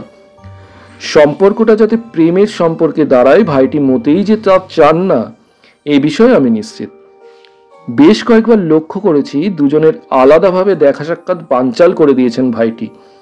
আমার উপর তোমার নির্দেশ আছে স্যার হেনরির কাজ ছাড়া যেন না হই। এই নির্দেশ পালনে এমনিতে অনেক অসুবিধা আছে, তার উপর যদি ভালোবাসাবাসির ব্যাপার এসে যায় তাহলে ঝামেলার অন্ত থাকবে না। আমার জনপ্রিয়তা শিগগিরই ক্ষুণ্ণ হবে যদি তোমার নির্দেশ অক্ষরে অক্ষরে তামিল করতে যাই। সেদিন মানে বৃহস্পতিবার ডক্টর মর্টিমার লাঞ্চ খেয়ে গেলেন আমাদের সঙ্গে। লকডাউনে উনি একটা কবর ঘুরেছেন, প্রাগৈতিহাসিক একটা করটি উদ্ধার করে আনন্দে আটখানা হয়েছেন। সমস্ত মন জুড়ে রয়েছে একটি বিষয় এবং তাই নিয়ে তার উৎসাহ দেখে কে। স্টেপলটনরা পরে এলেন। স্যার হেনরির অনুরোধে ডাক্তার সবাইকে নিয়ে ইউবিথিতে গেলেন বিয়োগান্তক সেই রাতে কোথায় কি ঘটেছিল দেখানোর জন্য। জায়গাটা যেন কেমনতর বিষাদের ভার বুকে চেপে বসে। বেশ লম্বা বিথি, দুপাশে ছাটা ঝোপের উঁচু দেওয়াল, পথের পাশে ঘাসের সরু পাটি, একদম শেষে একটা ভেঙে পড়া গ্রীষ্মবাস। মাঝামাঝি জায়গায় জলার ফটক বৃদ্ধ চুরুটের ছাই ফেলেছিলেন যেখানে, সাদা কাঠের ফটক, হুড়কো লাগানো। তার ওদিকে বিশাল জলাভূমি। তোমার থিওরি মনে পড়ায় যা যা ঘটেছে তা মনে মনে ছবির মতো সাজাবার চেষ্টা করলাম। ফটকের কাছে দাঁড়িয়ে আছেন বৃদ্ধ। হঠাৎ দেখলেন জলার উপর দিয়ে কি যেন তেড়ে আসছে তারই দিকে। দেখেই নিশ্চিম আতঙ্কে দিশেহারা হয়ে ছুটতে ছুটতে বেদম হয়ে পড়লেন। সুরঙ্গের মতো সুদীর্ঘ অন্ধকারাচ্ছন্ন ইউবিতে ধরে দৌড়চ্ছিলেন প্রাণ ভয়ে, দিকবিদিক জ্ঞান হারিয়ে। কিন্তু কিসের ভয়ে? কে তারা করেছিল? কার করালো খপ্পর থেকে পালিয়ে বাঁচতে চেয়েছিলেন তিনি? জলারই কোনো ভেড়া তাড়ানো কুকুর নয় তো? নাকি নিঃশব্দে আবির্ভূত হয়েছিল কৃষ্ণ কুটিল সেই দানব কুকুর শরীরী প্রেত? ভয়াল ও ভয়ঙ্কর সেই প্রেতচ্ছায়া দেখেই ভয় প্রাণ উড়ে গিয়েছিল স্যার চার্লসের।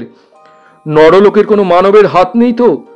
পাণ্ডুর মুখ মহা হুঁশিয়ার ব্যারিমোর মুখে যা বলেছে পেটের তার চাইতে বেশি খবর জমিয়ে রাখছি না তো? সবই কেমন যেন অস্পষ্ট, আবছা, কিন্তু অপরাধের কালো ছায়া দুলছে সবকিছুরই পেছনে। শেষ চিঠির পর আরেকজন প্রতিবেশীর সঙ্গে আলাপ হয়েছে। ইনি লেফটার হলে মিস্টার ফ্র্যাঙ্কল্যান্ড। আমাদের বাড়ি থেকে মাইল 4 দক্ষিণে ওর বাড়ি। ভদ্রলোকের বয়স হয়েছে, মাথার চুল সব সাদা, মুখের রং লাল এবং একটুতেই ধা করে রেগে যান। এই ধ্যান ধারণায় ব্রিটিশ আইন ছাড়া আর কিছুই নেই এবং সম্পত্তির বেশ খানিকটা অংশ মামলা মোকদ্দমা করে উড়িয়েছেন। মামলা করেন স্রেফ মামলা করার জন্য, লড়ার জন্য লড়া আর কি। ন্যায় অন্যায়ের বাজবিচার নেই, মিথ্যে মামলাও জুড়ে দেন স্রেফ মজা পাওয়ার জন্য। খুবই ব্যয় সাপেক্ষ মজা, তাতে কোনো সন্দেহ নেই। কখনো 5 জনের ন্যায়সঙ্গত রাস্তা বন্ধ করে দিয়ে চ্যালেঞ্জ করেন গোটা গ্রামটাকে, আসুক কার ক্ষমতা, খুলুক এই রাস্তা। আবার কখনো নিজের হাতে অন্য লোকের গেট ছিঁড়ে ভেঙে মাটিতে মিশিয়ে দিয়ে বলেন এখানে নাকি চিরকাল চলার রাস্তা ছিল, বিনা অনুমতিতে প্রবেশের জন্য যে পাল্টা মামলা হয়ে যেতে পারে তার ধার ধারেন না। ভদ্রলোক জমিদারের খাস খামার সংক্রান্ত এবং জনসাধারণের ব্যবহার সংক্রান্ত যাবতীয় প্রাচীন অধিকারে মহাপণ্ডিত। জ্ঞানটা কখনো লাগানো হয় ফার্নওয়াদী গ্রামবাসীদের সপক্ষে, কখনো বিপক্ষে। তাই কখনো তাকে কাঁধে নিয়ে গ্রামে শোভাযাত্রা বেরোয়, আবার কখনো সর্বশেষ কুকীর্তির দরুন কুশপুত্তলিকা দাহ করা হয়। শোনা যাচ্ছে এই মুহূর্তে তার হাতে 7টা মামলা চলছে। সম্পত্তির বাকি অংশটুকু এই 7টা মোকদ্দমার পিছনে ছুকে দেওয়ার পর আশা করা যাচ্ছে তার হুলটাও সেই সঙ্গে বিদায় নেবে এবং বাকি জীবনটা আর কারো ক্ষতি করতে পারবেন না। চরিত্রের এই মামলাবাজ দিকটা ছাড়া ভদ্রলোক এমনিতে কিন্তু অমায়িক, মনটা ভালো। আশপাশের সব প্রতিবেশীদের বিবরণ চেয়েছিলে বলেই এর কথা লিখলাম। এই মুহূর্তে উনি আরেকটা বিচিত্র নেশায় মেতেছেন। ইনি শখের জ্যোতির্বিজ্ঞানী।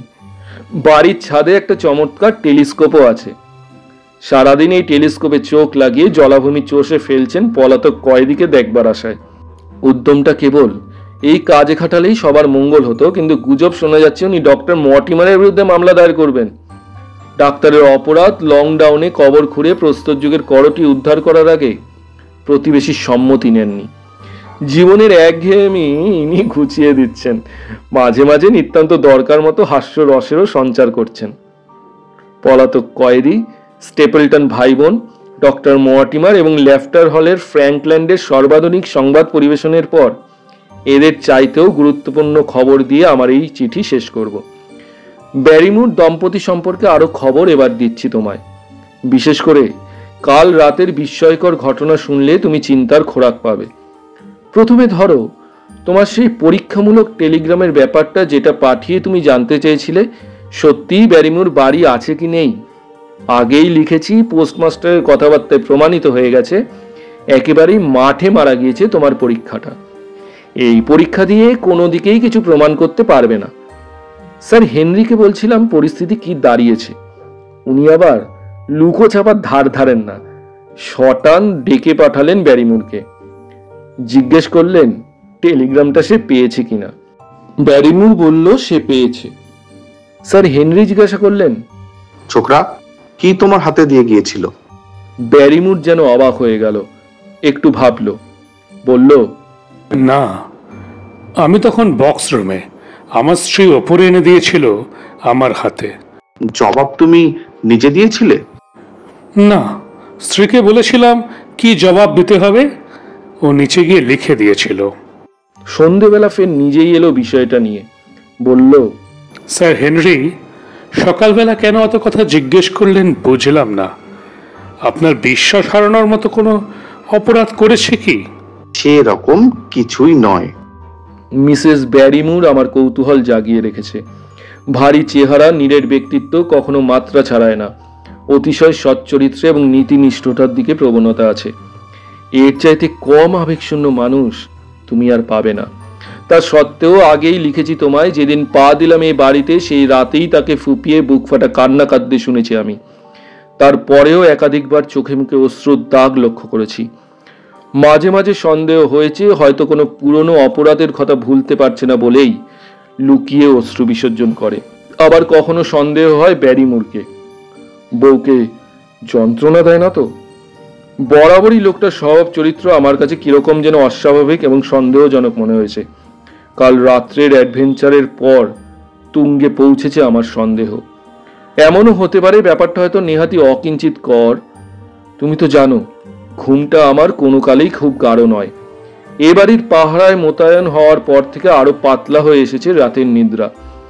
কাল রাত প্রায় 2টোর সময় ঘুম ছুটে গেল আমারই। দরজার বাইরে পা টিপে টিপে চলার আওয়াজে উঠে পড়লাম। দরজা খুললাম এবং উঁকি মারলাম। দেখলাম একটা লম্বা কালো ছায়া লুটিয়ে চলেছে করিডোর বরাবর। যার ছায়া সেই লোকটি আলতো পায়ে হাতে একটা মোমবাতি নিয়ে হাঁটছে। পরনে শার্ট আর ট্রাউজার্স, পায়ে চটি বা জুতো কিছুই নেই। শুধু দেহ রেখাটুকু দেখলাম বটে, কিন্তু উচ্চতা দেখে বুঝলাম ব্যারিমুর। খুব আস্তে এদিক ওদিক তাকাতে তাকাতে সে হাঁটছে এবং সমস্ত ভঙ্গিবাটার মধ্যে একটা তীব্র অপরাধ বোধ আর গোপনীয়তা অবর্ণনীয়ভাবে বিচ্ছুরিত হচ্ছে। আগেই বলেছি তোমাকে, করিডোরটা শেষ হয়েছে হলঘরের মাথায় চারদিক ঘেরা রেলিং দেওয়া বারান্দায়, এবং আবার শুরু হয়েছে অন্য দিক থেকে। চোখের আড়ালে না যাওয়া পর্যন্ত দাঁড়ালাম, তারপর ফের পেছন নিলাম। বারান্দা ঘুরে আসবার পর দেখলাম ওদিককার করিডোরের প্রান্তে সে পৌঁছে গেছে এবং একটা ঘরের খোলা দরজা দিয়ে আলোর আভা দেখা যাচ্ছে। বুঝলাম সারি সারি ঘরের একটাই সে ঢুকেছে। কেউ থাকে না এইসব ঘরে, আসবাবপত্রও নেই, তাই লোকটার এহেন অভিযান আরো রহস্যজনক মনে হলো। আলো নড়ছে না, অর্থাৎ স্থিরভাবে দাঁড়িয়ে আছে ব্যারিমুর। নিঃশব্দে করিডোর পেরিয়ে এলাম, খোলা দরজা দিয়ে ভেতরে উকি দিলাম। কাচের শার্সির গায়ে মোমবাতি ধরে জানলার উপর হুমড়ি খেয়ে রয়েছে ব্যারিমুর, মুখখানা অর্ধেক ঘোরানো আমার দিকে, এবং জলার অন্ধকারের পানে চেয়ে থাকার ধরন দেখে মনে হচ্ছে যেন কিছুর প্রত্যাশায় রয়েছে। আড়ষ্ট হয়ে রয়েছে মুখ। বেশ কয়েক মিনিট নিবিড়ভাবে জমাট অন্ধকারের বুকে চেয়ে রইল সে। তারপর অধীরভাবে গুঙিয়ে উঠে নিভিয়ে দিল মোমবাতি। তৎক্ষণাৎ ফিরে এলাম আমার ঘরে, এবং তার একটু পরেই আবার আমার ঘরের সামনে পা টিপে টিপে ফিরে যাওয়ার আওয়াজ ভেসে এলো কানে। তার অনেকক্ষণ পরে যখন তন্দ্রার মতন এসেছে, কোথায় যেন তালার ফোকরে চাবি ঘোরানোর ক্লিক আওয়াজ শুনলাম, কিন্তু ঠাহর করতে পারলাম না কোন দিক থেকে এলো শব্দটা। মানে কি এসবের মাথায় আসছে না। শুধু এটুকু বুঝছি, বিষাদ ঘেরা এই পুরীতে চোখের অন্তরালে একটা গোপন কারসাজি চলছে। আজ হোক বা কাল হোক, এই ষড়যন্ত্রের শেষ আমাদের দেখতেই হবে। তুমি তো শুধু ঘটনা চেয়েছো আমার কাছ থেকে, কাজেই অনুমতির বোঝা আর তোমার মাথায় চাপাবো না। আজ সকালে স্যার হেনরির সঙ্গে দীর্ঘ আলোচনা হয়েছে। গত রাতে আমি যা দেখেছি তার ভিত্তিতে একটা অভিযানের পরিকল্পনা আমরা স্থির করেছি। এখন সে সম্পর্কে কিছু বলবো না, তবে এর ফলে আমার পরবর্তী রিপোর্ট পড়ায় অনেক বেশি আগ্রহ পাবে।